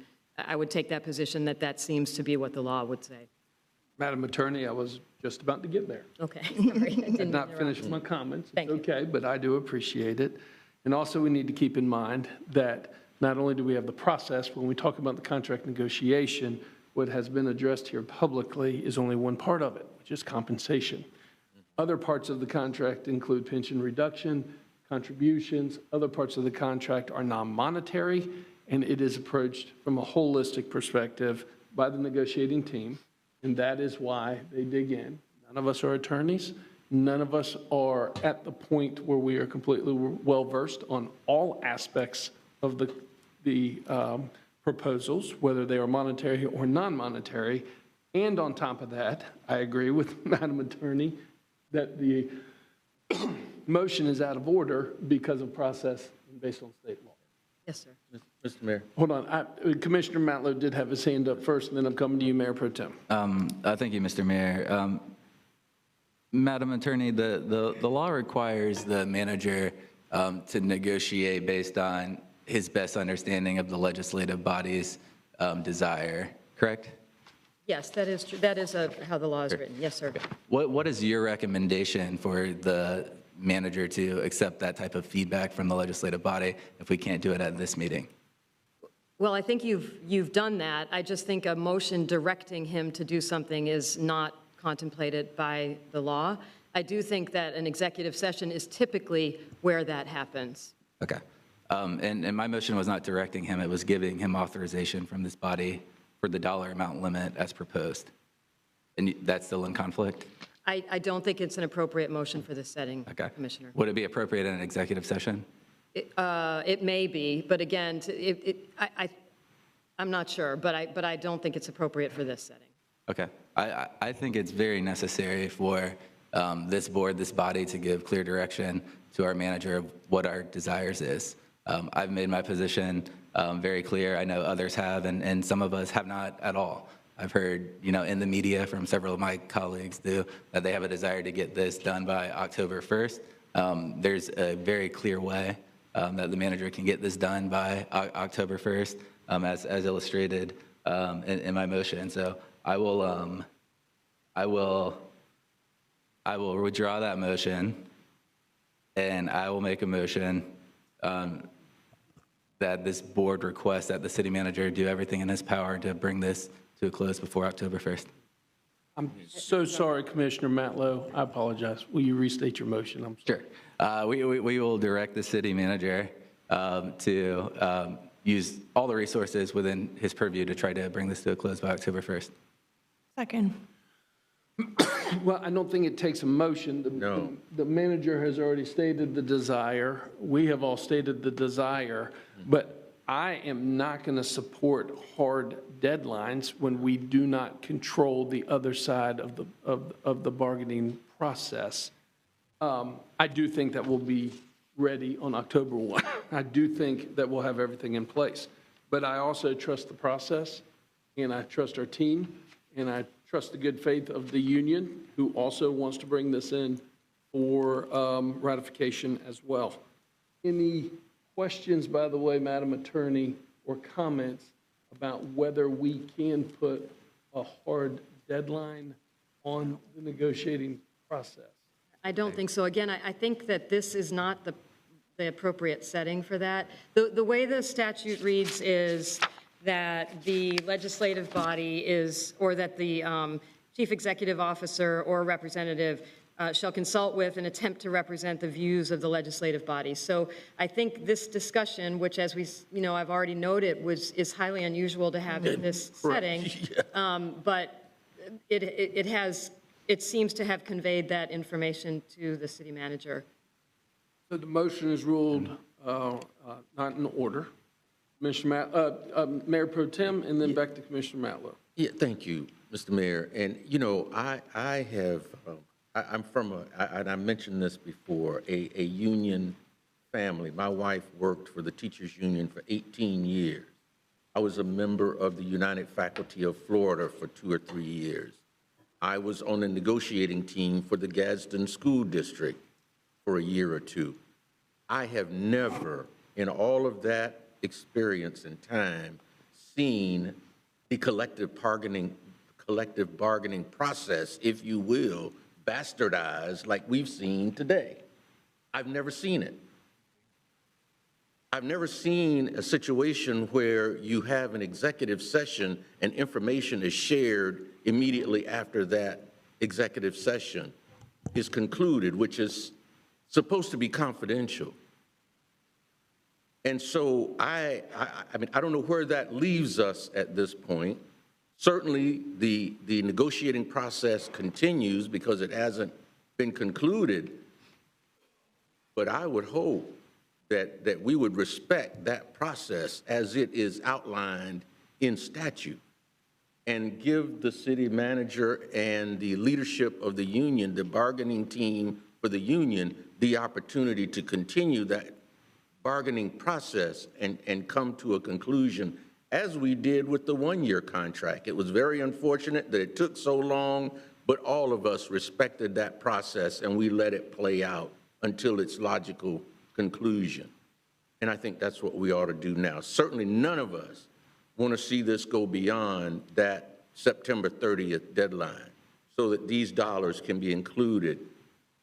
And it was one of the reasons I voted for the special magistrate recommendation, because I wanted to make sure that the battalion chiefs and captains got a raise. I was very concerned that that didn't happen in that one-year contract. But I never envisioned this process being handled the way it's being handled now. And I just think we ought to respect that process and let it play itself out to its logical conclusion. I agree. Commissioner Porter, then Commissioner Matlow. Thank you, Mr. Mayor. I just want to say I agree that this process, I agree that we should be following the process, and this is a bastardization of that process. In my time on the commission, we have had executive sessions. We have had several executive sessions where there were materials provided, where we could actually make an informed decision and give direction based on that information. I wish we had had an executive session. We have yet to discuss this contract. I know, of course, that we've had conversations publicly about it and privately with the city manager, but that is no substitute for what the process is, which is an executive session. And I think that had we followed the process, we wouldn't be here. This is not the ideal forum.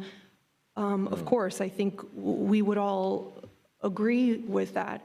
And, you know, to be frank, the comment about negotiations go both ways, that was not the case when we negotiated with the police union. That was a one-way negotiation. They were given everything they asked for, and that's no comment on what was given. I supported the pay raise then. But, you know, we have come a long way from the process in my short time on this commission. So I just did want to weigh in, and I would expect and hope that our city manager would respect the commissioners enough to call an executive session in the future so that we can weigh in, not only weigh in, but hear from you in the proper procedure. Thank you. Commissioner Matlow. Thank you, Mr. Mayor. And my last 2 points, I agree on. There was conversation about executive session. Commissioner Richardson, we have not had an executive session on this contract. We had one executive session on the one-year contract. I wasn't about other accusations. My concern has been veering from the process. So as these negotiations have been forthcoming, I've requested an executive session, and in turn, the city manager has told me, no, we don't need one. Essentially, the union is membership doing what they wanted to do, and he asked me personally help clear the obstacle. Madam Attorney, do I have any role to go to the union specifically and help clear this obstacle for the city manager? Yeah, I need to address that. You can't speak for me. I'll address that if you'd like. Mr. Manager. Neither party to the negotiation has the authority to negotiate directly. Thank you, Mr. Mayor. Mr. Mayor, I'll withdraw the Hold on just a second, Commissioner Matlow, because we were also all party to that email back and forth that you two had. None of us commented, but you two had. I did not interpret it that way at all. I don't know if any of my colleagues interpreted it that way at all. If anything, I am the mayor and the official voice and signature of the city of Tallahassee when it comes to anything outside of those negotiations. So the appropriate person would be the office of the mayor. But that's not the interpretation. Mr. Manager, let me give you the opportunity to weigh in. Yeah, no, I'm not even attempting to clarify it. Mr. Matlow can't speak for me. I speak for myself. And I wrote the emails and you all party to them. The fact of the matter is any of us can express our opinion about this. Correct. No one asked you to personally contact members and do anything, Commissioner Matlow. The suggestion was that you clear the obstacles. You not be an obstacle. That all the public comment about the union negotiation be in the positive. That is absolutely proper. We can communicate with the department to make sure there's clarity. We can't negotiate with the members, and nobody has, to my knowledge. I'm not sure about you, but I haven't. And I think that's important for us all to maintain that posture, that there be clarity of the offer, that there be clarity of the process. Timing needs to be important. I think all those, and the more we speak in unison, the better everybody is for that. And that's exactly what it said. And so I take offense to you suggesting that I've told you to do something personally. Commissioner Matlow, to wrap up comments. Thank you, Mr. Mayor. And to that point, as you know, this email thread began with a request for an executive session, which you continue to feel we don't need. Obviously, there's quite a bit of consternation and disagreement amongst this body, and this conversation would be best had in an executive session. But your email verbatim said, the only hang-up is the union not allowing the members to vote. I'm not sure where that information would have come from. My understanding is the union did vote, and you immediately said, help clear that obstacle, being the obstacle, the sentence immediately before it, the union would not allow the members to vote. I have no control over the union and their voting at all. All I have control over is what we do as the city of Tallahassee. That's why I requested the executive session. I withdraw my motion. Thank you, Mr. Mayor. All right, moving on. Commissioner Porter, you have the floor. Sharing of ideas. Thank you, Mr. Mayor. I have a question for the city manager that is related to the budget, but I just want to ask it so there is time to follow up if needed before the public hearing.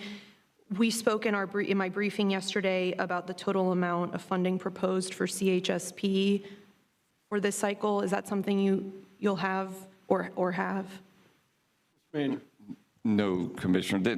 That would be at your next meeting. That would be the normal cycles. That's what I mentioned in the briefing. So we will include a full section regarding CHSP, the funding, the amount of funding, and then the amount. And I'll get you the amount, but that'll be in that material for the next meeting. Okay, thank you for clarifying. I wanted to make sure, just because of whatever it is we vote on tonight, that we're in the proper posture if there are any changes. Thank you. I have just a few follow-ups, a few follow-up questions about items. We discussed some of this in my briefing, and I've brought this up during sharing of ideas in the past. I just want to check on, there's a few outstanding motions for items to come back to us that I would like to see come back. One is a review or an update on where we are with our urban master plan. There were recommendations made by that plan. I believe some of them we have taken action on, and others I'm not sure whether we have. That was a motion made and supported unanimously on March 8th, 2023, so about a year and a half ago. A motion to bring back an agenda item on the West End District placemaking. That was a year ago, September 13th, 2023. I made a motion for an agenda item to come back on the progress regarding the unmarked graves at the Capital City Country Club. That was in March 27th of this year, and an informational item on Vision Zero that was supported unanimously on April 10th of this year.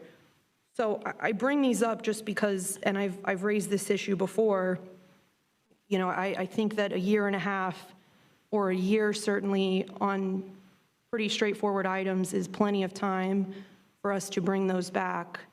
And, you know, I keep track of the motions I make and the motions some of my colleagues make, but I would, you know, I don't think I should have to. So I really would like to have those items come back. Comment, Mr. Manager? Yeah, Mr. Mayor, actually, Commissioner Porter and I talked about this earlier in the week. One of the items that you discussed on the sense of place on Pensacola Street, we went back and looked at the follow-up, and maybe the commission wants to renew the request, but there was a couple points of follow-up post that motion, Commissioner.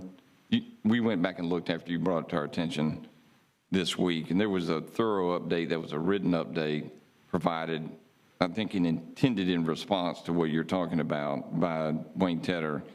And then Commissioner Williams-Cox, of course, you guys agreed to let her be the point on that. She gave a verbal update subsequent to that. So that was the follow-up on that item. We did look at it. And I shared it with, and I shared it with Mr. Leone. Sure, and well, I have to say, I can't speak for Mr. Leone, but he is not happy. And he would like this item to come back, and I would too. And my understanding is, for all of the updates that have been given, they are about the law enforcement, some of the specific issues that are ongoing in that area, and not the placemaking efforts in particular. I understand that there are times where we have discussions and we say an email is fine, a verbal update is fine, but this has reached a significant level of concern to our community, to business owners in the area, and my concern is about respect and integrity for this process. Why are we here if we make motions, they're unanimously supported, and then a year later, and not just a year later with no comment, this is probably the 5th meeting I've brought this up recently. And so I'm not trying to be a brat about it, but we are trying to do work here. This is a significant concern. We've heard from members of the community. This is what we're here to do, more than plenty of the other things we do while we're in these meetings. So if the decision, as the person who made the motion and the city commission unanimously supporting, not a verbal update, not an email, but an item coming back, that is what I expect, unless we have a conversation about an alternative course of action. I think we are all reasonable people here, and if that's appropriate, then that can happen, but I don't understand why I should have to fight to have an item come back when the motion has been made and it was passed unanimously. On point, Commissioner Williams-Cox. Thank you, Mr. Mayor. And Commissioner Porter, in regards to the West End placemaking, I have, after Mr. Tedder came and addressed us regarding what has happened on West End placemaking through the years and a whole bunch of things, he's provided diagrams and plans and all of that. I provided that information to Mr. Leone via email just before the storm, before the tornadoes came. And I asked him, let's get together, let's talk about it after the tornadoes. I went to the meeting that they had just a couple of weeks ago. I was in attendance at that meeting, and the issue is bigger than placemaking. There are a lot of things. There are a lot of community stakeholders at that meeting, including the City of Tallahassee, the county, the sheriffs, businesses, lots of folks were there. And following that meeting, I sent this email to Mr. Leone again to say, let's follow back up with this. So I don't know what he's telling you, but I've not heard from him since I sent this again just a couple of weeks ago. We're happy to have the conversation, but Mr. Mayor. I'm just providing an update since my name was invoked. I'm providing where I am with what I'm trying to lead, but I can't do like you said, I can't do it until we can really have these honest conversations, because this didn't just start. This has been going on. There's a lot of work that the city has done in that regard. And hopefully the rest of us have seen that. Mr. Tedder is happy to share it. He came and shared it with us. And so I'm not sure, y'all understand, Mr. Leon may not be happy. I'm not happy about a lot of things either. But we're trying to address, issues as we can. Thank you, Mr. Mayor. Thank you, Mr. Mayor. With all due respect, I appreciate the update. That has nothing to do with what I'm saying. What I am saying is I would like to understand what is the meaning of making a motion, of getting elected, making a motion, having it passed, if it doesn't come back to us? Is there a reason that we made a motion, it was unanimously supported, and it did not come back? I am confused because I think what I'm hearing is you're wondering why it has not come back to the city commission for discussion at a formal meeting, because the information and updates have been coming. If I may, go ahead. I'm sorry, Mr. Mayor. Well, that yes, the information has been coming. It has been updated. We have been provided. Commissioner Williams-Cox is the representative, is working hands-on with the area. Is there more work to do? Of course. But there is not a lack of effort. Now, if the interest is to have the agenda item come back with a full briefing and discussion, let's clarify that in a motion, and we can do that. But the information has been coming back to us. Commissioner Porter, you have the floor. Thank you. If I may, when we had that discussion, when folks came out, when I made the motion, we had a pretty in-depth conversation about what moving forward with a formal placemaking project could look like. And we understood when we made that motion that it would involve a financial commitment that even if it's minor investments like signage or beautification, that would be part of that. And so the update, and I understand that there are times where the meaning of a motion may be unclear or interpreted differently, but I'm reading specifically from the meeting minutes. Commissioner Porter moved to bring back an agenda item on the West End District placemaking. I don't have in front of me the transcript from the conversation. I'm not interested in getting into that degree of detail.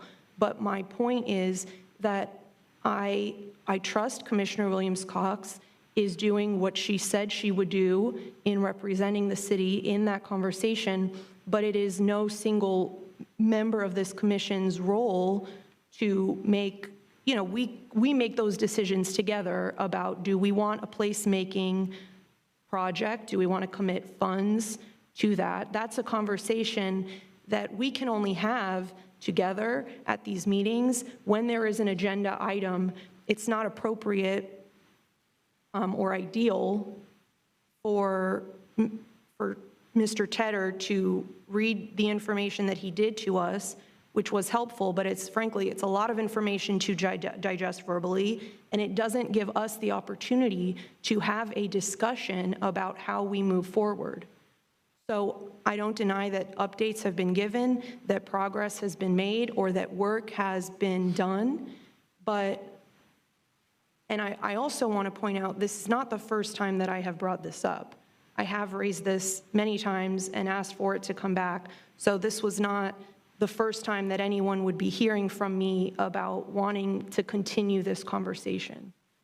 So as I said, I don't want to belabor the point, and I also don't want to want to make it seem like it's just about this issue.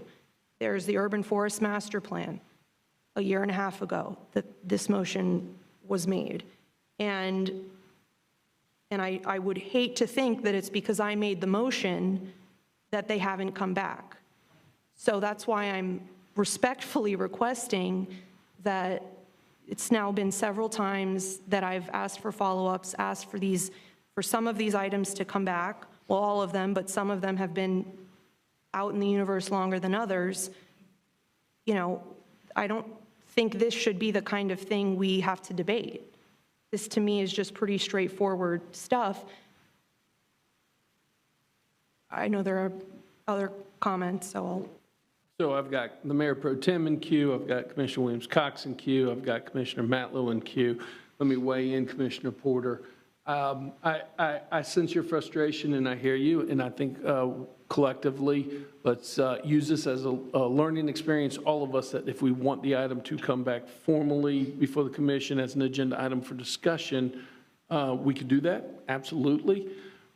I am under the impression, and maybe I'm mistaken, that this is still an ongoing process, hence the reason, Commissioner Williams-Cox, you just had a meeting 3 weeks ago with the business community. I guess a question to be had is, are we at a point to bring the action item before the city commission with financial commitment, or is it still working? But make no doubt about it, we have been getting the updates. We've been fully up to speed on what's going on, but knowing that it is a continuing process. Mayor Pro Tem, I'm recognizing you, and I'm passing the gavel for a second. All right, thank you, Mr. Mayor. And, you know, I've been in contact with Mr. Leone on a number of occasions as well. And you know, the issues in that part of town right now, if you've been out that way, as I am frequently, it's bigger than placemaking. You know, there is crime in that area, there's homelessness in that area, and the meeting that they had recently was a meeting to bring all of the factions together to begin to address that. It is not something that the city of Tallahassee in and of itself is going to solve with waymaking signs. And, you know, at one point they asked if we could have police officers patrol the area. The sheriff had sheriff's deputies patrolling the area at one point, and nothing changed. And so I think, and Representative Commissioner Williams-Cox has been representing us on that committee of individuals that is coming together to, I'm assuming, to develop a plan for what can be done in that area broadly, not just specifically what the city of Tallahassee can do. And that's what that area needs. And I, from the conversation that I've had with Mr. Leone, he understands that, and he's involved in that process from that perspective. I don't want to speak for him, but that's the impression that I have gotten in the conversations that he and I have had. Commissioner Williams-Cox, were you in the queue? Or I was, but I don't know if we need to continue to belabor this point, but on, I'll just refer to email from Wayne Tedder dated May 13, 2024, speaks to what efforts have taken place with placemaking in regards to the West End, and there are attachments. And this is information that I shared with Mr. Leone twice now. And so the meeting that we had, he wasn't talking about placemaking. They were talking about some of the things that are going on in the area because of, you know, the location of the shelter. But there are a number of things that are happening, not just on the West End, but on the East End, on a lot of the South End, North End, a lot of things that are happening that we're trying to, you know, keep track of and trying to do the best we can. But I just refer back. But I think what I hear Commissioner Porter's concern is that she wants, when she asks for something to come back to a meeting, she wants it to come back to a meeting, and I thought that's what this was, but apparently this didn't hit the mark. So I hope that we hear what is requested, and let's go forward and try to do better. Commissioner Matlow. Thank you, Mr. Mayor. You know, I don't want to get lost on the Pensacola Street item, because I don't think that's what the conversation we're having is. I think that's an appropriate conversation for when that agenda item comes back for us to discuss. But, what I've heard was that not just one item, but several items, Vision Zero, Urban Forest Master Plan, and this one, among others, have not come back to our board. So I recognize that we ask a lot of staff and staff time of what to bring back.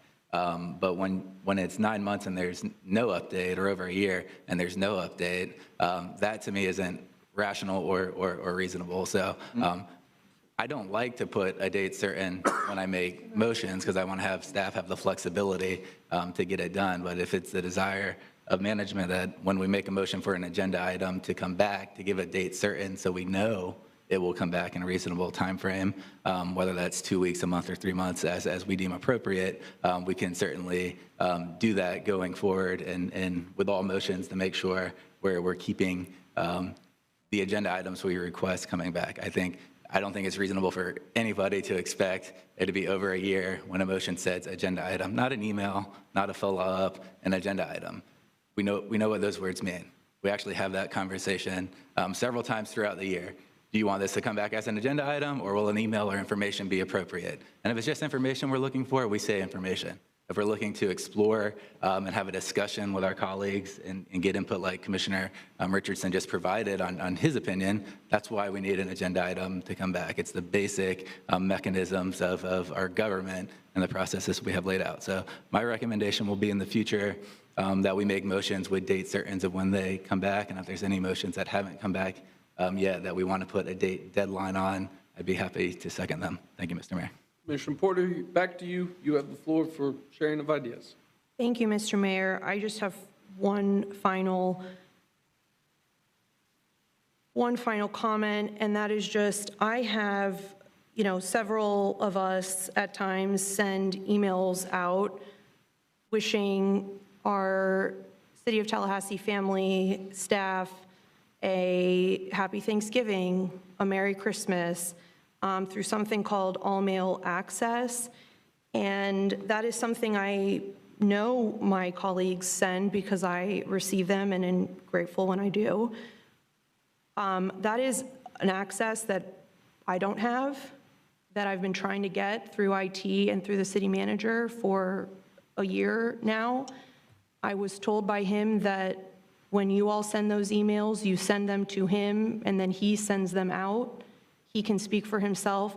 I just want to bring to light what is happening in our city, the way that duly elected members of this commission are treated as second-class citizens of this commission. I expect to be treated the way all of my colleagues are treated. I expect my emails to be answered, my calls to be answered, or get a call back occasionally and promptly. That is what I expect. That is what is the way that a council manager form of government operates. And I expect to be treated accordingly so that I can do my job to represent the people of Tallahassee. So I don't really feel comfortable. I don't know why I should have to send you a happy Thanksgiving email for you to approve and then send. So, at this point, I have to say I don't really care what happens with that because that's just so low on the list. But it's just so dysfunctional and inappropriate. So I would appreciate to have my all-mail access the way other commissioners have it, so that I can send greetings if I want to. And in the future, I expect my emails to be answered, my calls to be answered, so that we can all work together. Thank you. All right, so I am the last one to speak tonight. Couple of things. Mr. Mayor? On point? Sure, Mayor Pro Tem. It's not on point, actually, but there is something I wanted to mention that happened on the south side of Tallahassee yesterday. You may want to talk about it. No, you go ahead. Well, I just wanted to bring to the commission's attention the fact that we had a tremendous celebration of our south side schools and the achievement of our students in those schools and the work that our teachers and staff are doing, how they have moved those schools forward in terms of the quality of education that's being provided for the students. And there was a community celebration that was brought together just yesterday at NIMS Middle School, and it included NIMS, which has improved, NIMS Middle School, which has improved its grade, its state letter grade for the first time in several years, Bond Elementary and Pineview Elementary, which are all Title I Southside schools. And I want to personally thank School Board Member Darrell Jones for the work that he has done since he's been on the school board. He's my successor on the school board as an African-American male, as we mentioned earlier. But he has done a fantastic job. I want to thank certainly the superintendent for the resources that he has made available, the staff that he has brought on board to improve the quality of education, further improve the quality of education that the students in those schools are receiving. And it fills me with pride because I live right next to NIMS Middle School. And to have been a Southside resident for the past 30 years, I can't tell you how proud I was to be there yesterday and to see the look on those children's faces, the students who attend those schools and their parents, and the pride that was exhibited in that celebration on yesterday. So I certainly didn't want that to go unaddressed here this evening.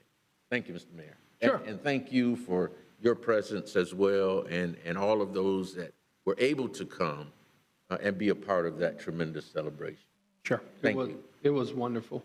We'll be back at 6 o'clock for the public hearing on the budget, and we'll also take up unagended speakers. Commissioner Porter, I hear you loud and clear. I want you to know that 6 years being mayor, I don't think I have the all-mail access, and I've never sent out an email to all employees as well. So it's not an individual case.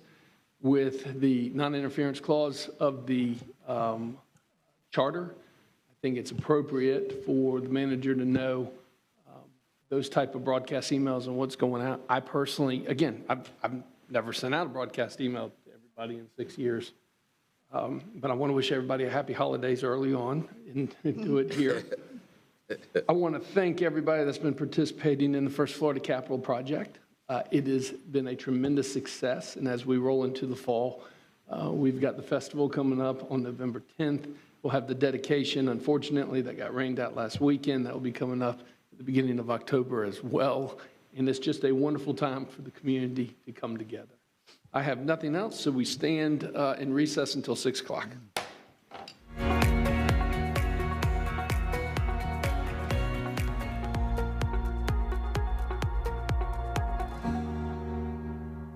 Good evening, ladies and gentlemen. It's 6:02. I would love to call to order the public hearing for the City of Tallahassee City Commission. We are on item number 14.01. Let me turn it over to Mr. Manager. Thank you, Mr. Mayor. At this time, we typically will provide a presentation. Yep.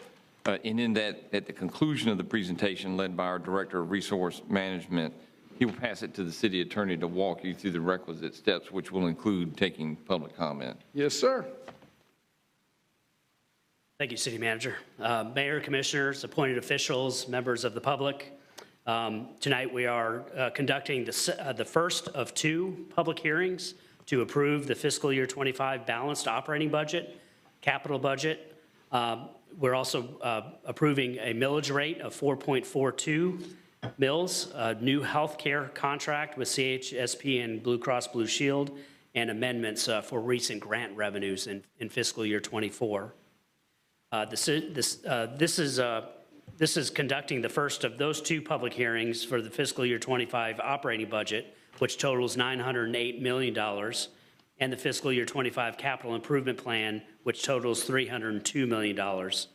I'll note that the 5-year capital improvement plan is presented and totals over $1.2 billion in community infrastructure investment over the next 5 years.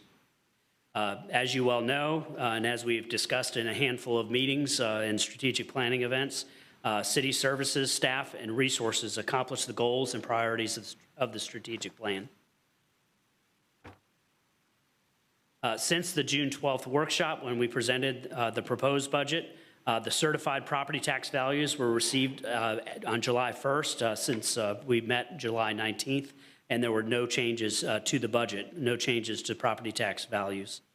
At that June 19th budget workshop, you approved a tentative millage rate of 4.45 mils.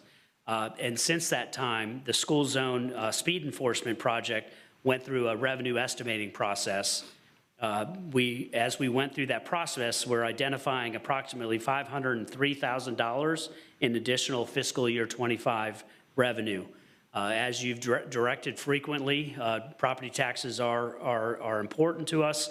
We want to be considerate of what the values are and what the amounts are.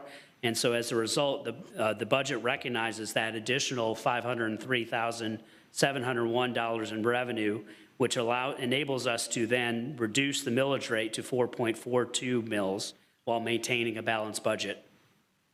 At 4.42 mils, ad valorem revenue growth will increase by $3.9 million in fiscal year 25 compared to fiscal year 24. That's representing an increase of 5.9%. In addition to that $3.9 million, there's $1.65 million generated from new construction, either commercial or residential. Again, a great sign for the community. Again, as you well know, this priority investment goes to the police department, Parks and Recreation, Neighborhood Affairs, Housing, Community Relations, Public Works, which includes public infrastructure and community beautification. It allows us to fund the 20 new police officers to continue the downward trend of violent crime. It implements the most recent union contract terms and continued investment in public safety technology, where we're seeing real results from the Real-Time Crime Center. In Parks and Recreation, it enables us to budget $202,000 to support staffing for community centers, $219,000 to support athletic facilities and programs, $47,000 to support the senior center, and an additional $100,000 in housing and community relations to support staffing costs directly impacting tempo. And then also continuing the investment in Neighborhood First and team crisis response units. Lastly, and as importantly, $373,000, it enables us to support staffing costs and public infrastructure and community beautification. Key budget elements that we've arrived at after presenting assumptions for the fiscal year 25 budget include ensuring we're an employee of choice with a 4.2% pay increase for general employees. We've represented the collective bargaining agreement for the police department and stand ready to, as the negotiations continue for fire. In addition to the new officers and technology, the fiscal year 25 budget continues investing $8 million in public safety programs. You're well familiar with Tempo and TIFLA and TEAM and neighborhood safety programs, gun violence mitigation, the Real-Time Crime Center, Big Bend Regional, tongue twister there. I should just stick with the RTCC. And then, of course, the Commission on the Status of Women and Girls and Men and Boys that you've directed us to fund. The city's focus efforts have resulted in additionally in $300 million in grant funding since 2020. And just since January, we've secured $20.3 million from the FAA for Taxiway Bravo and utility upgrades, which you heard in your agenda items earlier today. We've secured $900,000 from the Florida Department of Transportation, which we discussed earlier, for terminal modernization of restrooms and elevators. We secured a grant from the U.S. Department of Transportation to support $12 million in Jake Gaither Community Pedestrian and Street Safety Improvement Project. Also secured a $25,000 urban and community forestry grant. And continuing and since January, we've secured $11.3 million from FTA for Star Metro to purchase electric buses, to purchase charging infrastructure, and then to support workforce development for those facilities as we learn about the new technology. We were also awarded $726,000 through the FAA to support the progress of terminal modernization project to enhance passenger travel experience. And again, I'll repeat, those are all signed since January. Before January of 2024, some familiar grants that you're well aware of were signed, and the construction has begun. And so we were awarded $20 million by the U.S. Department of Transportation, buses and bus facilities, low or no emission grant program, and that included also a $1 million match in legislative appropriations. Lastly, we were also awarded $15 million, and most importantly, from a RAISE grant. The grant ensures funding for the Southside Transit Center, which has begun planning and construction. These highlight the success in leveraging local dollars to move Tallahassee forward while keeping costs low to residents. As you'll notice, our 4.42 mills is half of what the Leon County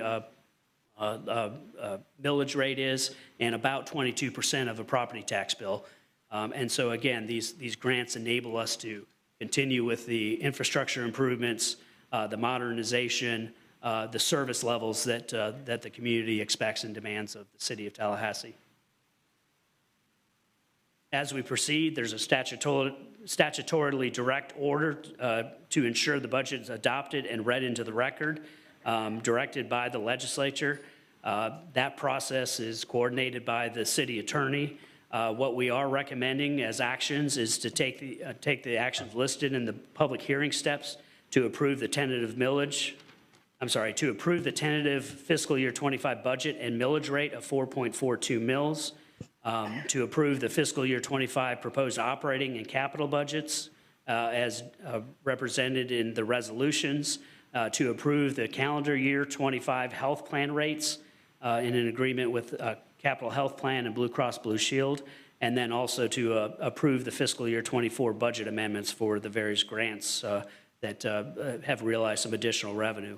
I'll mention lastly is that the final public hearing is scheduled and has been advertised for September 25th at 6 p.m. And as previously mentioned, I'll turn this over for what needs to be read into the record before we can take public comment. Excellent. Madam Attorney. Thank you, Mr. Mayor.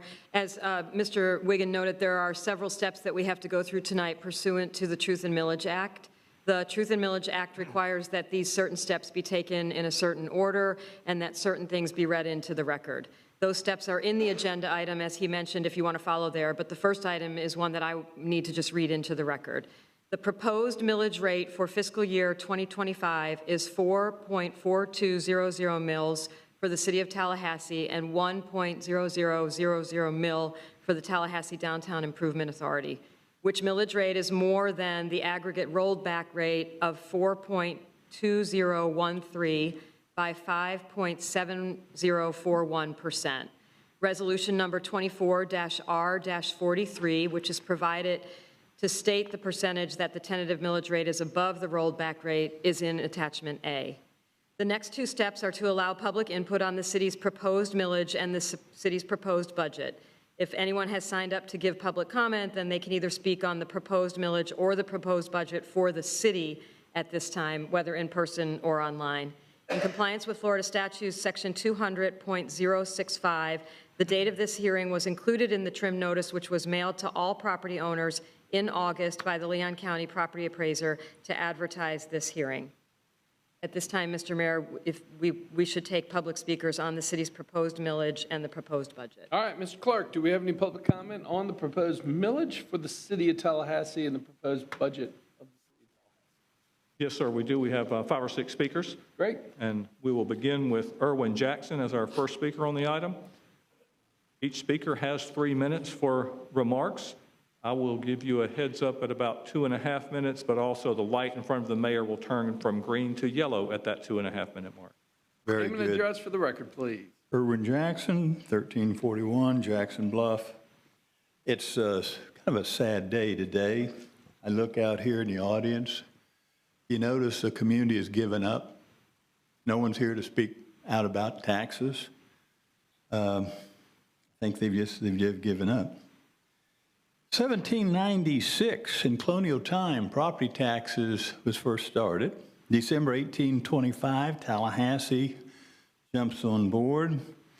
Between 1825 and 2022, the property taxes on one of my little houses over here, 1,000 square feet, little piece of property, reached about 1,700, close to 1,600 a year in taxes.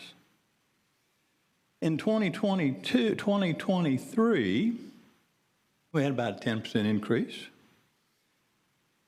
2024, I've got property taxes going up another 10%.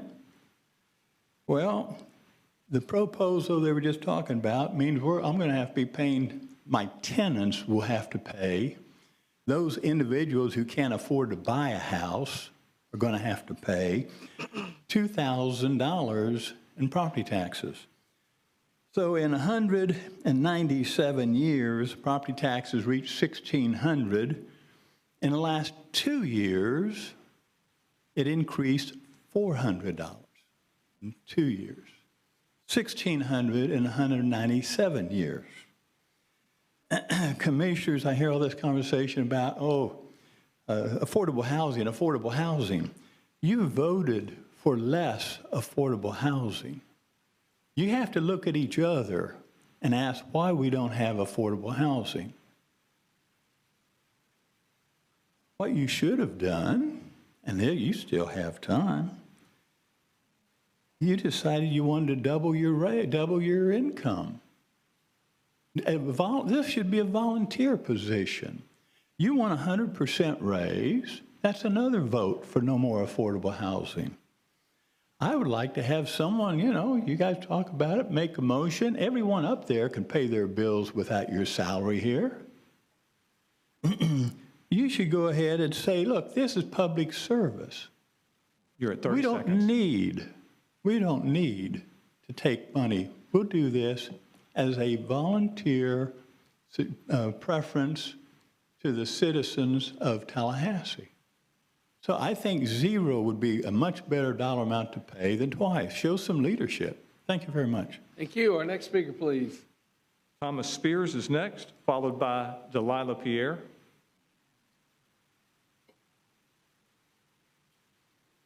Your name and address for the record, please. You have 3 minutes. My name is Thomas Spears. I live at 32303. This 5-year budget is a lot of fun to read, a lot of really maddening fun. Under technology and innovations, it lists $550,000 for GIS. No, that's good, but also for AI implementations. It's very funny that money stops after 2027 because that's about as long as that trend is going to last.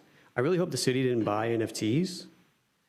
The Office of the Chief of Police is going to get $250,000 or more for each of the next 5 years just for laptops, for a total of almost $1.5 million. Even with however many employees that may be, it's for the Office of the Chief of Police. There's no way that's justifiable. A high-end laptop is like $2,500. If you swap out 100 laptops 1 year and then 100 laptops the next year, even if you did another 100 the next year, that's 300 laptops. Are you swapping out laptops that were just bought 3 years prior? Those laptops are still totally fine. The city could save $500,000 or $750,000 if it just stayed with some slightly older laptops. Of course, the police station is getting $120 million more in the next 2 years for the police station. After fiscal year 2026, that'll drop to zero. But over the full 5 years, the airport is getting $115 million. If some of that $120 million went to the airport, maybe we could keep JetBlue around. Fire services are getting $12.5 million total, which includes $6 million for one new station, $120 million for a new police station with a movie theater and a water slide or whatever, but only $6 million for a new fire station. Unfortunately, the mayor and Commissioners Richardson and Williams-Cox have made it clear that, sadly, it's just not possible to even give a penny to the fire services so the city can match the meager requests from the human beings, the police union, the firefighter union that is making the demands for completely reasonable raises. They are the ones that are going on fighting these fires and saving lives. Instead, the police station gets swings and merry-go-rounds. This is not a budget for the people. This is a budget for the rich developers, the ones that are friends with the mayor and with Commissioners Richardson and Williams-Cox. They are the ones that get chosen for the city charter committee, plain as day for everybody to see. This is a budget for the police to continue to militarize, to build their own little cop city, and to do nothing when white supremacists are marching through downtown Tallahassee. You're at 30 seconds. The people of Tallahassee see this for what it is. And for the three of you, if you're not careful, you're going to be just as much trouble when you all are up for re-election as Commissioner Richardson is. Thank you. Thank you. Our next speaker, please. Next speaker is Delilah Pierre, and then Joel Nunez. Your name and address for the record, please. You have 3 minutes. My name's Delilah. My address is exempt. I'm the president of the Tallahassee Community Action Committee. I'm here to speak on the FY25 budget. I think obviously that this budget isn't actually reflective of the needs of the people in the city of Tallahassee. I don't think that a real-time crime center where we spy and surveil members of our community and give more money to police militarization is what we need, especially when we know our police have a history of surveilling Black and brown people. And that's not just me saying it. It's the ACLU of Florida proving it in 2014 that the city of Tallahassee was routinely and specifically targeting and surveilling Black people in the city. TPD is receiving over $135 million for their headquarters and took forever to release their budget guideline for the building of those new police headquarters. They ruminate about potentially having a performing arts hall there, about having all these amenities. But my question is, why can't we give those amenities to make sure that homeless people in the city of Tallahassee have access to affordable housing? Why can't that money be used to support the Community Redevelopment Agency and support the people who are fighting to see Railroad Square be a place in our city that is for the public, not for the developers? Why is our city so focused and interested in giving police millions of dollars, hundreds of thousands of dollars for laptops, for militarization, for rooks, for weapons, when the problems of our crime could be resolved by reducing the level of poverty in Tallahassee, by not raising the tax rate? It is not normal for the city of Tallahassee to be spending $8 million on policing. It's not even normal in your own budget. It's like literally a $5 million increase to my knowledge from previous years. It's an extraordinary increase in funding, and it's an extremely disturbing sign of how the city tries to act with repression when people speak out against them, about how the Police Benevolent Association and the Tallahassee Police Department have even rebuked members of our city commission and have threatened other people in our community. I don't think that they should be the ones having access to our money. I don't think that the city budget process is very democratic whatsoever, especially when it goes through our city manager, Reese Goad, who has nearly all the power over it, which in reality, if our city commission was competent, he'd be getting a vote of no confidence. Let's be real. You're at 30 seconds. We need a people's budget that focuses on improving public transportation, internet access, giving people in Tallahassee access to reproductive rights, public facilities, handling environmental concerns in our city. We need to make sure that people who are affected by flooding, by climate crisis are taken care of. We do not need to give more money to policing. Thank you. Our next speaker, please. Joel Nunez is next, and then Caden will follow. Name and address for the record, please. You have 3 minutes. Hello, my name is Joel Nunez, and I'm a resident of the city of Tallahassee. And I'm here to talk about the budget, like the people before me. And I think this budget is interesting. I don't think it really represents the will of the people. I don't think this budget is something the people of Tallahassee are exactly excited for. You know, when I walk around this city, I think about the good things, the bad things. You know, Tallahassee's a beautiful city. I love all the canopy cover, the trees. When I think about some of the bad things about Tallahassee, you know, it's like a lot of the roads are not paved, you know, sidewalks aren't very accessible, they'll be cracked or just suddenly end. Bike lanes will merge into massive roads going like 50 miles an hour. When a lot of people think about, you know, what they would like to see improved in Tallahassee, I think the police is a big one. And the way you improve an issue like policing is not by throwing more money at it, quite the opposite. In fact, the increase in the police budget coupled with the decrease in police accountability following, the quiet death of the Civilian Police Review Board is extremely troubling. It's setting a precedent that allows police to continue to essentially, take advantage of the people of Tallahassee and to do all sorts of terrible things. We've seen it with Tony McDade, Raheem Reeder, even in smaller things like with the Calvin Riley case. We see the way the police acts when there is no oversight. And so how is this budget, how is taking money out of the hands of the people of Tallahassee and putting more of it into a police that they already don't trust, how exactly is this going to help anybody? All right. My cousin Paco was murdered by the police in Homestead because there wasn't enough access to mental health services. His own mother called a mental health hotline, and they were too understaffed to send out anyone trained, so they sent out the police and they murdered him. And she has to live knowing that she called the police on her kid, that they killed him against her will. It's situations like this that are completely senseless, completely unavoidable. We can continue to, we can do things to prevent police murder and brutality, and the city of Tallahassee clearly isn't interested in that. 30 seconds left. So to end, I'm just gonna say, we can put money towards public works. We can put that money towards the arts. We could put that money towards things people actually want to see. And this police budget is really only benefiting a few people. We all know that. This budget is not for the people. It's for the developers, for the police, and it's completely undemocratic. Thank you. Our next speaker, please. Caden is next, followed by Dot Inman Johnson.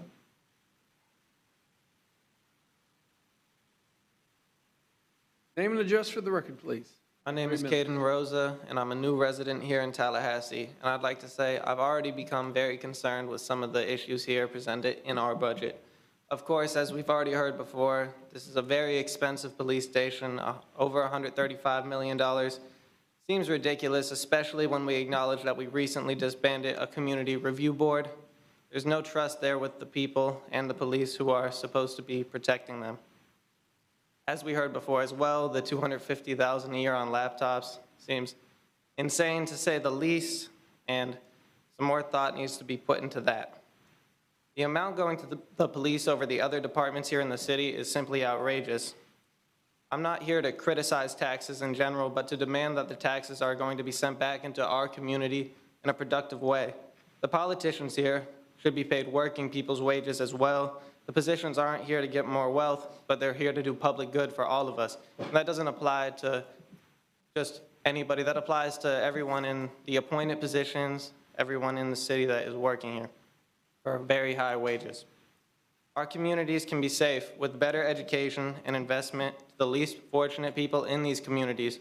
Police aren't helping these people get a better situation. The only way we're going to do that is by investing into these people.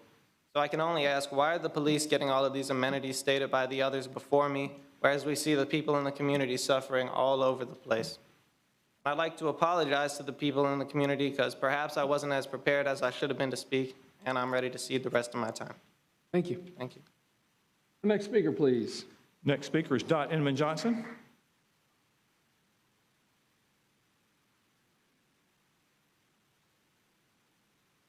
Name and address for the record. You have 3 minutes. Dot Inman Johnson, 2121 Trescott Drive, Tallahassee, Florida. I want to speak on two things. First, I thought I heard the budget director say that the money for the 20 new officers is in the 2025 budget. I thought the tax increase was passed last year for the 2024 budget to accommodate 20 new police officers. So I have a question about that.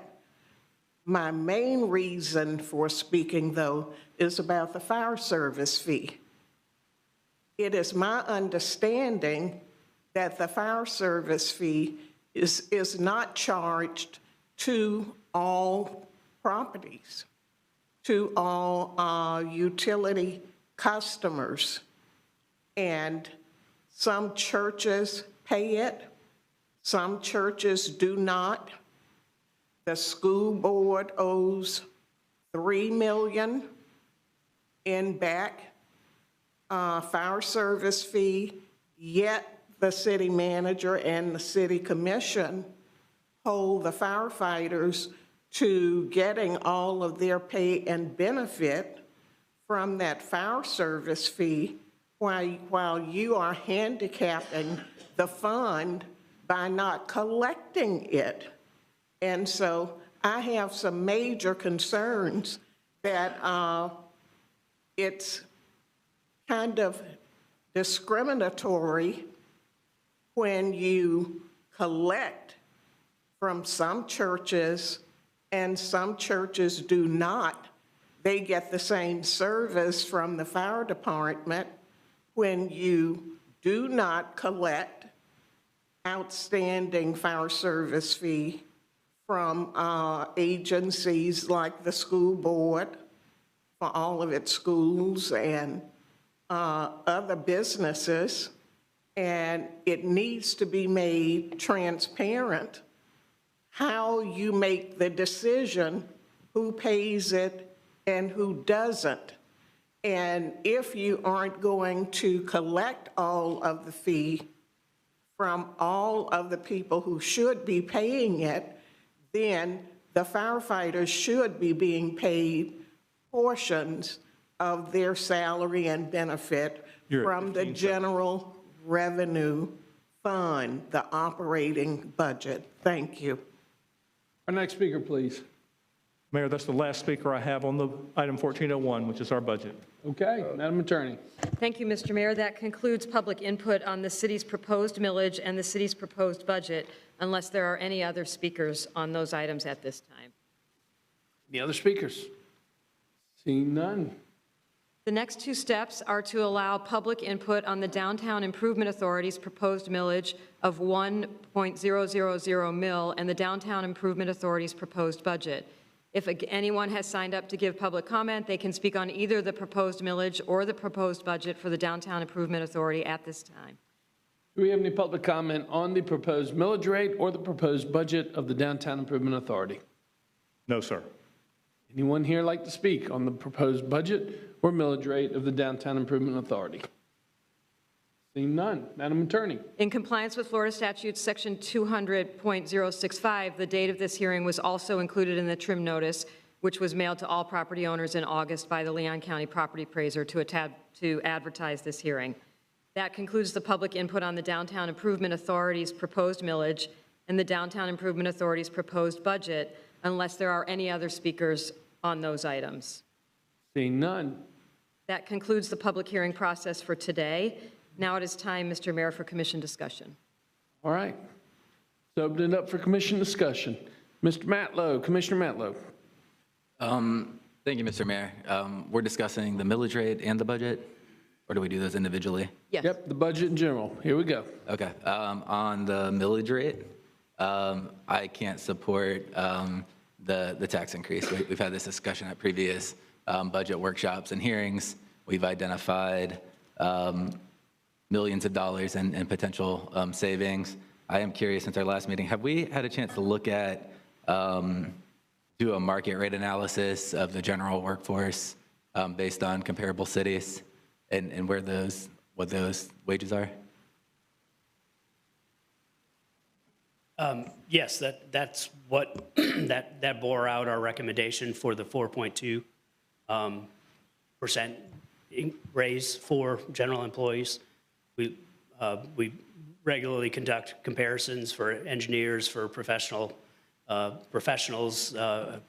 across their various organizations. We look at local governments, Leon County, similar positions in similar governments to ensure that we're able to hire and retain employees. On a per position basis or as the general increase? Well, it's not per position, but it is based on the department's experience with hiring and maintaining and keeping their employees, and then their specialized reviews that are done for legal, for engineering, as I mentioned, for inspectors, that those types of positions that are difficult to hire and or we're not able to retain those or bring those in at a competitive rate. Okay, thank you. On employee positions, I don't think looking at across the board for every single position makes sense. We don't do that in our fire department. We look at what a comparable market rate would be for an individual position.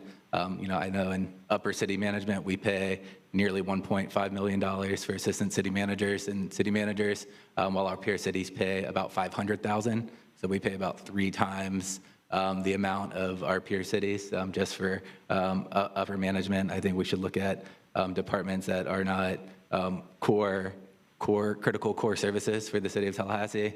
Things like strategic innovation. I think if we have to raise taxes to continue to have these departments, they don't make sense to continue to have. I think we should look at our food budgets, our travel budgets, unnecessary travel that's not related to training, and I think we can get to the $3.9 million in savings to not have to increase the ad valorem rate today. So I continue, I know I made the motion at a previous workshop. I know it was voted down, but I continue to support the rollback rate of 4.2013.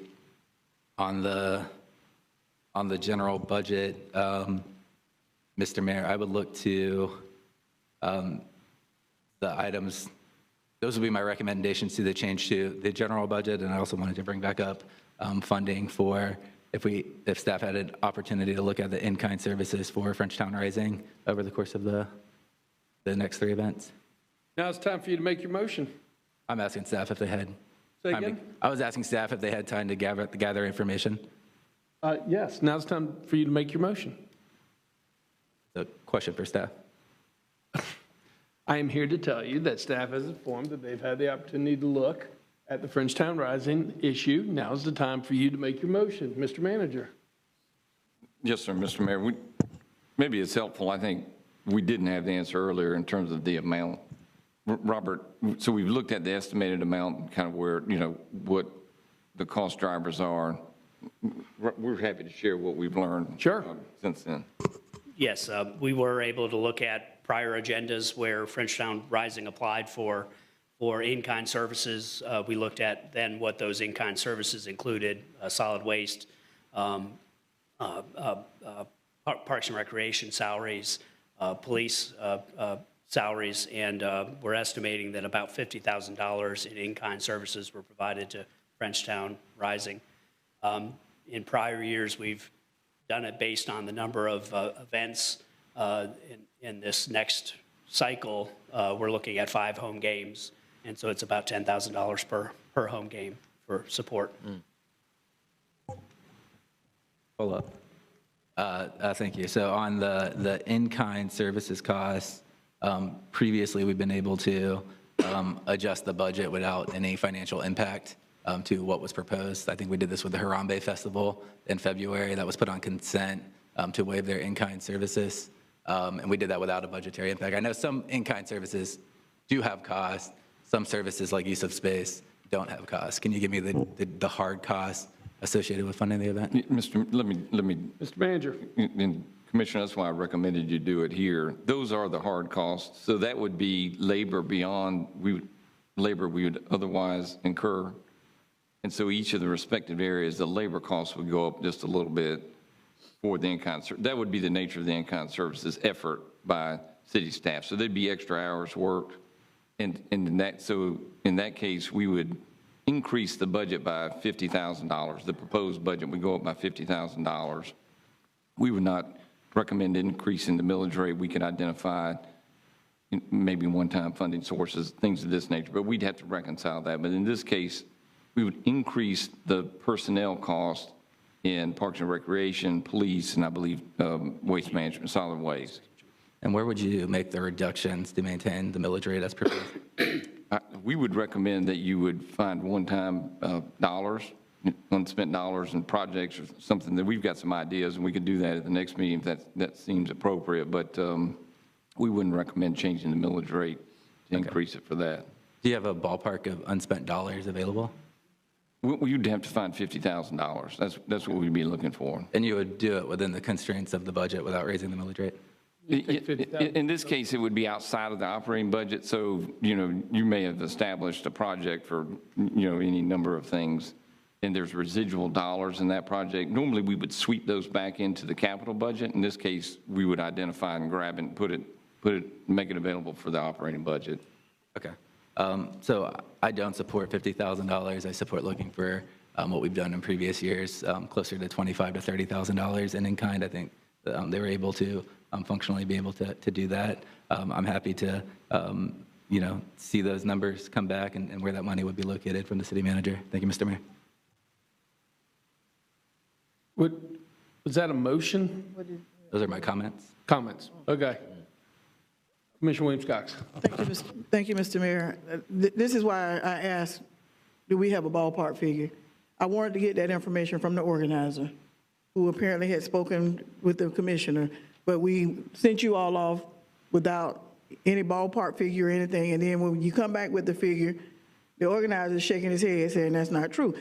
I'm not running this meeting, so I can't give you permission to speak. I'm just saying, I asked for, what is the amount? I asked that, so we knew what we were looking for. I just want to say this too. Whatever we decide, I'm fine with it. But we've got to consider there are other organizations out there that are watching what we're doing. And once we do this, they're going to come for theirs as well. And so what we're going to do is we're going to set a precedent. And I'm not saying that we shouldn't, but I'm saying it's going to cost more than $50,000. Because there are organizations out there that are typically ones who apply and try to receive funding, and it would just only be fair that if we're going to do this, that we've got to open the floodgates and allow others to enter in. So it's bigger, to me, it's bigger than $50,000 because we don't know what the other requests are out there that didn't get funded. And remember what we went through with the Veterans Organization when we didn't. We're damned if we do and we're damned if we don't. But I just want to caution us, I am in full support of Frenchtown Rising from the very beginning. But we've got to make sure that it's not just about Frenchtown Rising, it's about others who are watching. And will then come and say, well, you did it for them, so you got to do it for us. And, then we'll be discriminating if we don't. That's all that I'm saying. Comments on the budget, Commissioner Porter? Okay, Mayor Pro Tem, comments on the budget? All right, good. I will wrap this up. Robert, a couple of questions, please. And while you're approaching, first again, thank you so much for all the hard work you and your dedicated nationally award-winning team have done to once again put together a balanced budget moving forward. When we look at the proposed millage rate, do we still have one of the lowest millage rates in comparison to the 20 comparable cities in Florida? Yes, absolutely. The 11 municipal cost comparison cities, we have the lowest. When we look at a larger scope, we are among the lowest in the largest 20 cities in the state of Florida. Excellent. When we look at our excuse me, when we look at our workforce per capita, do we still have one of the leanest workforces compared to population of comparable cities as well? Yes, we've seen, in fact, a downward trend over time as the population rises. It's either a flat line or a slightly lower line over time. Robert, when we look at our electric utility rate, do we still have one of the lowest or the lowest public or private electric utility rate in the state of Florida? It's very competitive. I don't know where it is. FMEA publishes a comparison of utilities. When we take that utility rate for the typical homeowner, it is in the municipal cost comparison, we are the lowest among those other 11 comparable entities, and some of those include public and private electric utilities. Sure. Again, thank you for everything that the team has done, and I do appreciate it. That's all the questions I have. I intend to support the proposed millage rate. I intend to support the proposed budget. So since, Commissioner Matlow, you brought the issue up, Frenchtown Rising, I was very much in favor of taking a hard look to see what we could do. But over the break, I took the opportunity, like we all did, to learn more about the situation. I was not aware that they did not apply for the money this year. No. They did not submit an application, period. So what you're asking us to do is to completely bypass the process, and I know you're a big process guy like me, bypass citizens review, bypass any type of review, bypass the fact that there's not even an application on the table, but yet put in the budget the money for in-kind services to the tune of probably around $50,000 or $60,000, and I can't be there. If we open up this Pandora's box, as great as Frenchtown Rising is, and I love it as well, if we open up this box, we are treating this festival differently than any other organization or any other festival, because we're saying you don't have to apply, you don't have to submit an application, you don't have to put together a detailed budget, you don't have to follow any of the processes, we're just going to stroke you a check, and that's not right. So I just want to make my position very clear. I don't support, I'm on my time, Commissioner Matlow. I've given everybody a chance to speak on the budget, and we're going to take a vote here in a second. But I'm not in favor of moving forward with the allocation for the Frenchtown Rising.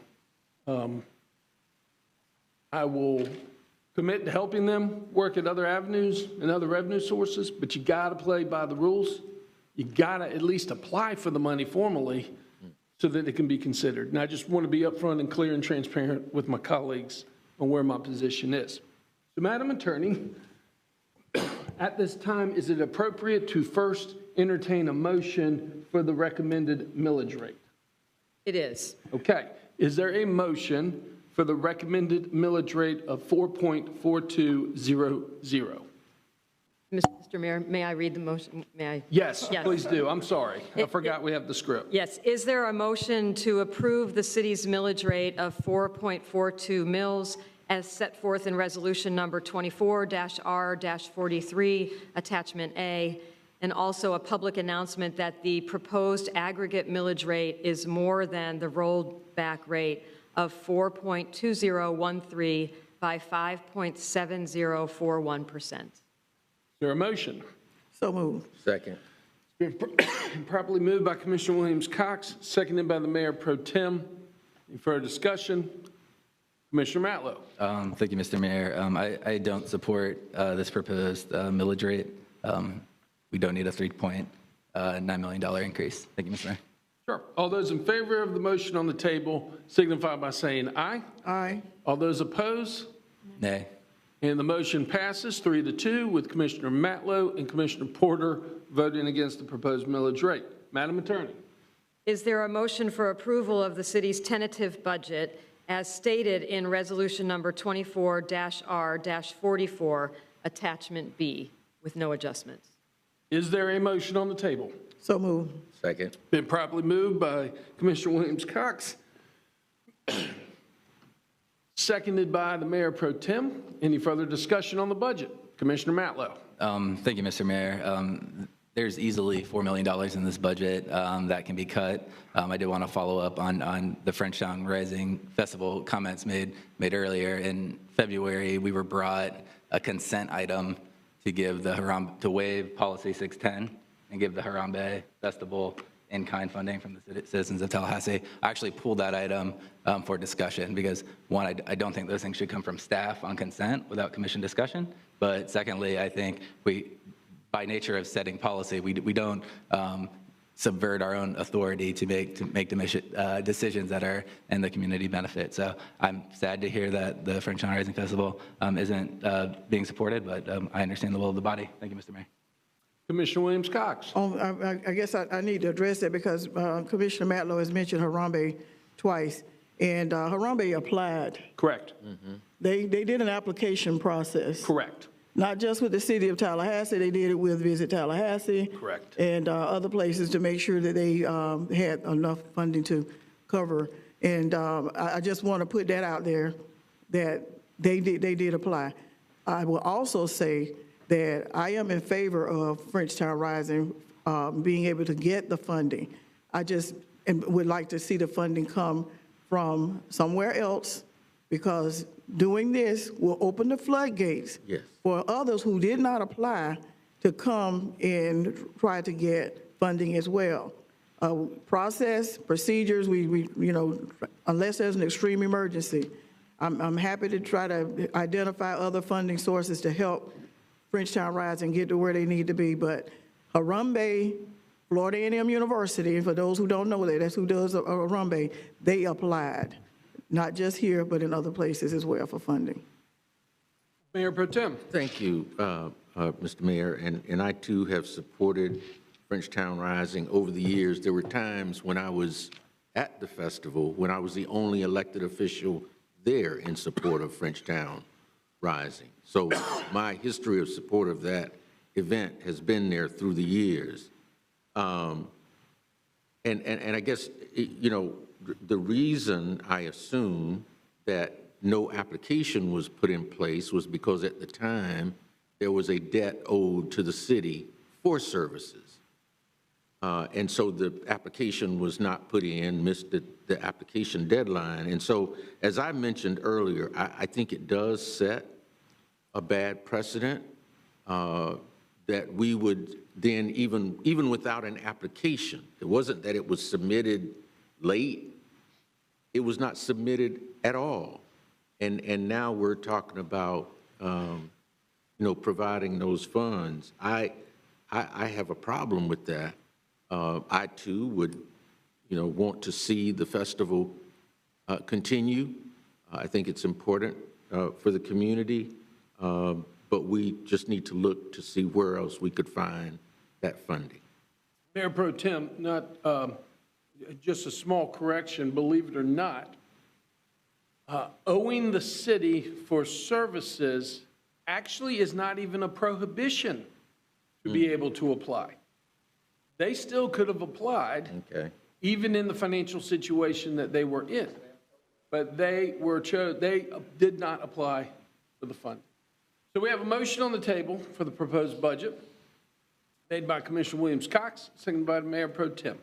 All those in favor signify by saying aye. Aye. All those opposed? Nay.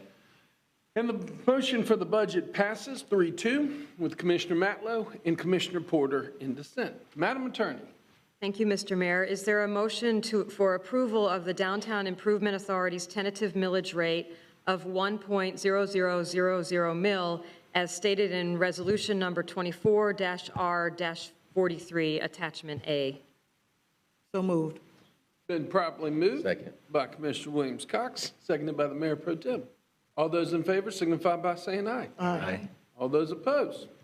Passes unanimously 5-0. Madam Attorney. Thank you, Mr. Mayor. Is there a motion for approval of the Downtown Improvement Authority's tentative budget as stated in Resolution Number 24-R-44, Attachment B? So moved. Second. Properly moved by Commissioner Williams-Cox, seconded by the Mayor Pro Tem. See no further comment. All those in favor signify by saying aye. Aye. All those opposed? Passes unanimously. Madam Attorney. Is there a motion for approval of the healthcare rates option 1 as proposed for calendar year 25? So moved. Second. Properly moved by Commissioner Williams-Cox, seconded by the Mayor Pro Tem. Any further discussion? Seeing none, all those in favor signify by saying aye. Aye. Aye. All those opposed? And it passes unanimously 5-0. Madam Attorney. To summarize, the City Commission has tentatively approved the millage rate for both the city and the DIA and the expenditures and obligations of the City of Tallahassee and the DIA for the fiscal year beginning October 1, 2024, and ending September 30, 2025, designating the sources of revenue and appropriations. The titles to the resolutions setting forth the City Commission's approvals are as follows. Resolution number 24-R-43, a resolution establishing the millage rate for the fiscal year beginning October 1, 2024, and ending September 30, 2025, as 4.42 mills for the City of Tallahassee and 1 mill for the Downtown Improvement Authority, which is greater than the aggregate rolled back rate of 4.2013 by 5.70%, and providing an effective date. And Resolution number 24-R-44, a resolution adopting the operating and capital budgets for the City of Tallahassee and the operating budget for the Downtown Improvement Authority for the fiscal year beginning October 1, 2024, and ending September 30, 2025, designating the sources of revenue and said appropriations and providing an effective date. A public hearing on the final budget will be held on Wednesday, September 25, 2024, at which time Resolution number 24-R-43, setting the millage rate, and Resolution 24-R-44, setting the budget, will be approved. Contingent upon Commission action, the resolutions and required budget summary advertisement will be adjusted for all issues resolved as part of this agenda item that may affect the fiscal year 2025 budget. This concludes any required action on this item. Once again, the final public budget hearing is scheduled for September 25, 2024. Mr. Mayor, can I ask a quick question of? Yes, ma'am. Commissioner Williams-Cox. Madam Attorney, in your reading, I heard the word rollback. Could you please repeat that a little bit louder?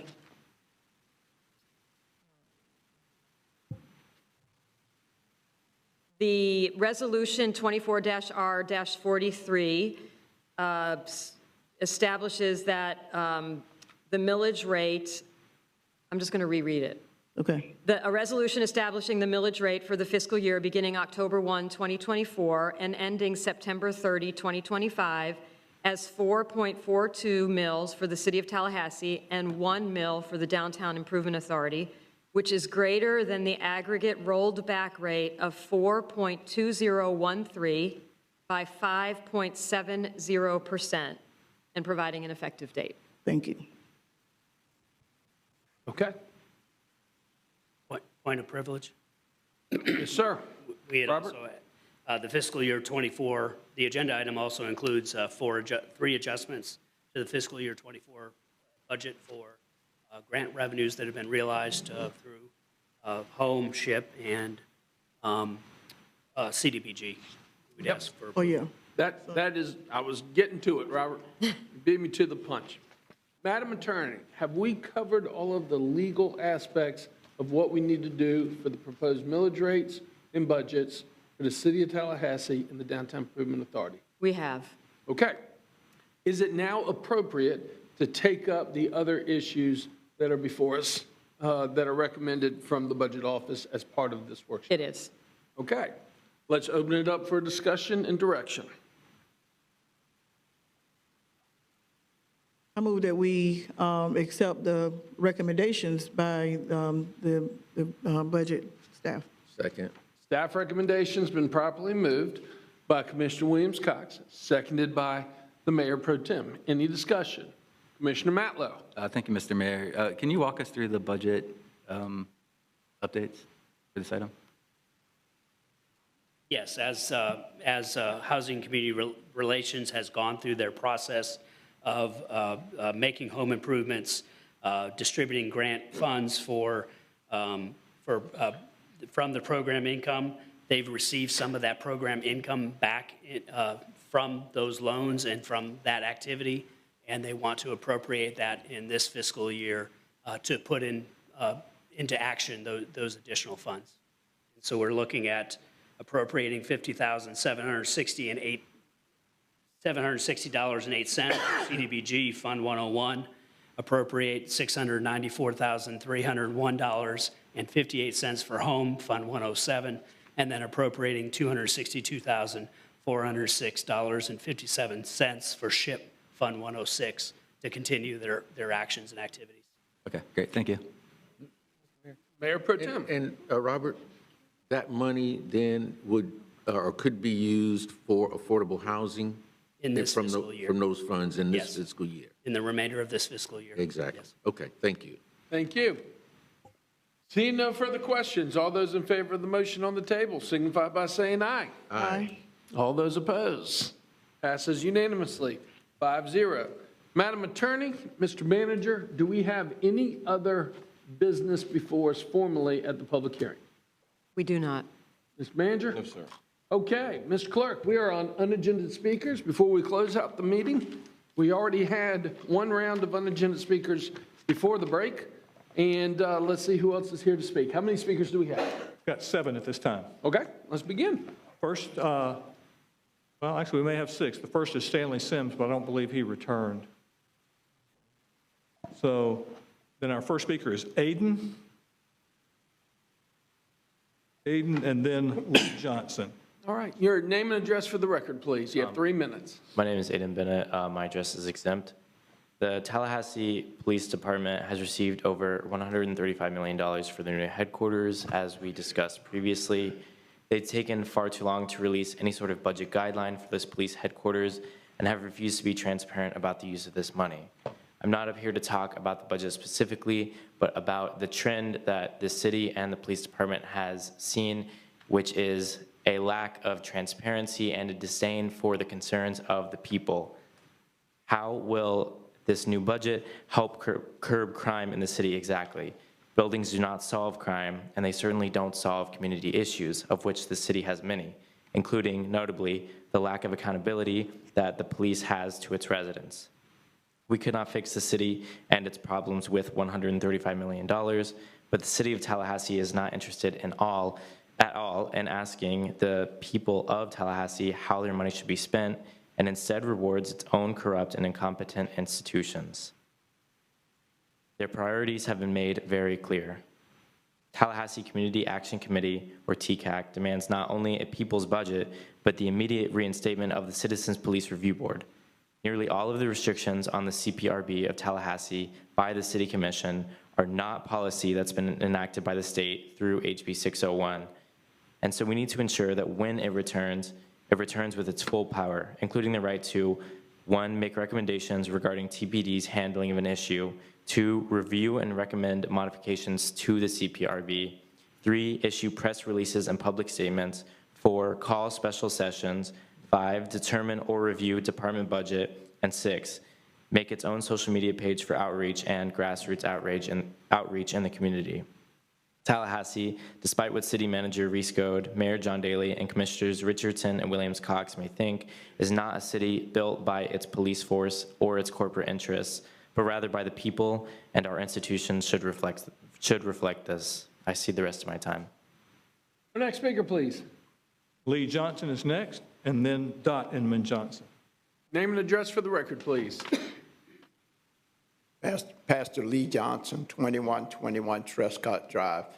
I sat through the robust discussion concerning Frenchtown Rising, and I do understand that all of the processes that needed to be followed, were not followed. However, I look at our community and that this is something the community looks forward to. There are not a lot of things that go on during the year in our community that the residents turn out for and get excited about.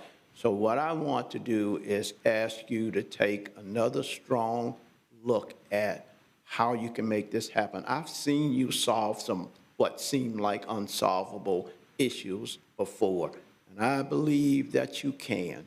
For the community, I'm asking you, take a look at where and how this can be done, and I believe you can do it, and I just want to thank you in advance. Next speaker, please. Dot Inman Johnson. Name and address for the record, please. You have 3 minutes. Dot Inman Johnson, 2121 Trescott Drive. I've heard you repeat over and over again about setting precedents. The city doesn't stick to traditional rules and processes when it wants to. And I'm here to speak on this increasing amount of money that is being paid for the police complex at the Northwood Center.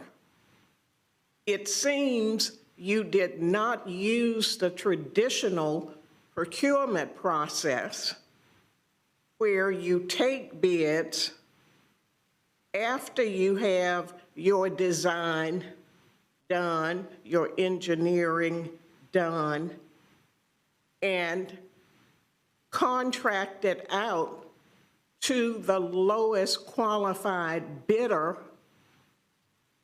to contract the actual construction.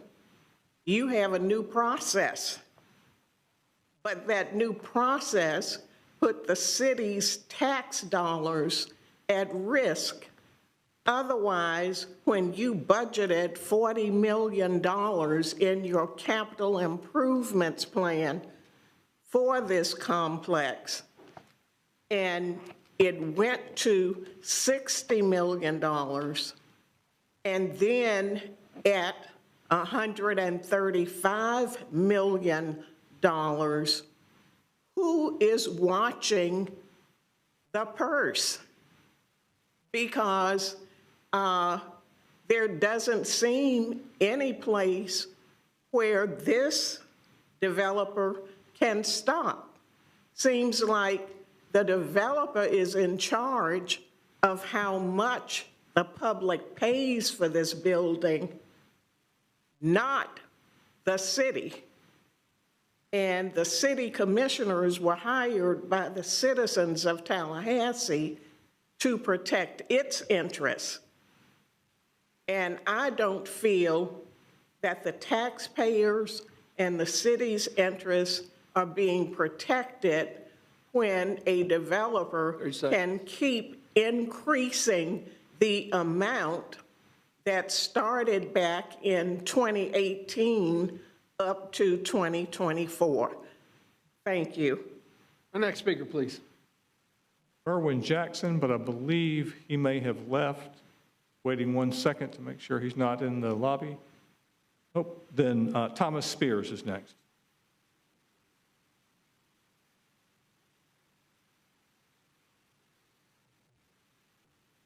Name and address for the record, please.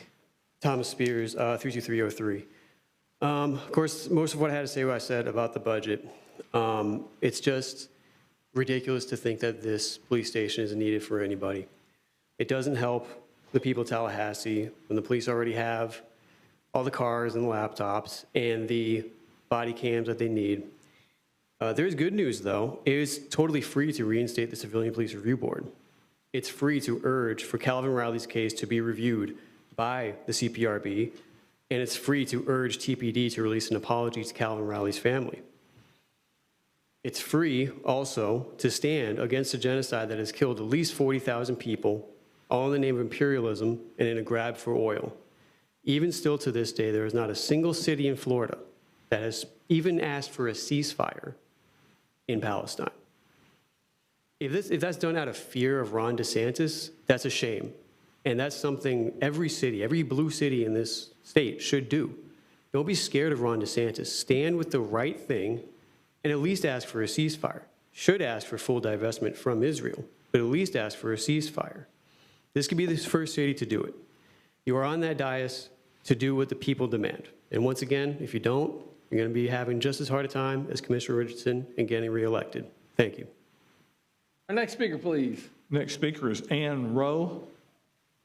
And Mayor, that's the last speaker I have in chambers, but we do have one connected virtually. Okay. Your name and address for the record, please. 3 minutes. Ann Rowe, 1213 Victory Garden Drive. I just wanted to voice my discontent at the potential demolition of the Gladstone Historical Home on North Monroe Street. I think we, as Tallahasseans, can do a better job in this respect. I'm a 33-year resident of this city. I came from the state of Maine. I believe I'm a Tallahassean, and I care about what happens here, both progressively, economically, historically, And I think we're missing an opportunity if we don't try to work with the state to preserve this historical home. I urge you to do what you can do. Let's do the right thing this time. I know that the Department of Management Services purchased the property, et cetera, but there has to be something we can do to delay the demolition. It really should stay where it is. I would prefer that. I'm sure others, agree with me. But again, I think this is an opportunity for us to step up, preserve this property where it is. At the last, if we cannot, then be able to move it to a place where it can be, and future generations, current and future generations, can enjoy it. I think there are some economic opportunities for the city that we definitely could explore further. I think it definitely, if it was made into an inn, it would be full every single day of the year. That's the hard fact. It would, and I think that's a good thing, economically and culturally and historically. So I thank you for your time. Thank you. Our next speaker, please. Mayor, our next speaker is Stephen Martin. Yes, can you hear me? We can. Can you? Okay. At your last meeting, as reported by the media, residents of Canopy came in and expressed outrage about a proposed gas station. And that's not the first time that residents have been upset. And outrage isn't limited to the residents of Canopy. As a resident of a surrounding neighborhood, we have empathy for and sympathy with the residents of Canopy. Surrounding neighborhoods, especially on Centerville Road, have been upset since well before anybody moved onto that land. Other developments and endeavors of this same developer have raised concern, including Thomasville Road, Ox Bottom intersection development that you had in front of you, an amendment to it earlier this year. And likewise, there was outrage expressed by residents of Woodhaven neighborhood, which is adjacent to Sandco Mining. Those of you here in 2017, and I'm thinking of one of you in particular who was here, might recall Woodhaven residents coming in and expressing concerns, respiratory ailments, noise from the operations, the wind-borne sand, constantly a source of potential health impacts. In response to the noise complaints that residents had expressed, the owner, Mr. Gazvini, same as the developer of Canopy, built a 40-foot-high pile of cement debris as a noise buffer. What he couldn't understand was the continued outrage of the residents. That's not what they expected from him. Mentions made at the last meeting by the Canopy residents about noise, light, and environmental pollution, possibly from this proposed gas station if it goes through. Dove Pond, that's downhill of this proposed gas station. The flooded part of the Miccosukee Greenway that's gotten a lot of attention is also downslope of it, as are numerous other bodies of water. Something to think about before allowing such a gas station. The comp plan was noted last week as a basis for the tentative approval of this proposed gas station. So often the comp plan is a crutch to justify questionable developments. It's a deceptive tool long utilized by pro-development forces, but has been disguised as a check on development. Despite the many problems, Canopy has abided by the comp plan. You could use, even though the comp plan prevents you from saying no to this, you could use this as leverage with this developer and tell him what happens with this, we will remember in the future for future requests, and maybe get him to think beyond his pocketbook in this case and do something for the benefit of those residents. Earlier this year, I mentioned environmentally disingenuous characters I've dealt with. Mr. Martin, your Believe time is me, up. Thank you very this much. developer fits Certainly that category. appreciate you. Our next Thank speaker, you. please. Mr. Mayor, that's the last speaker I have. All right, it is 7:13. We stand adjourned. Mr. Mayor?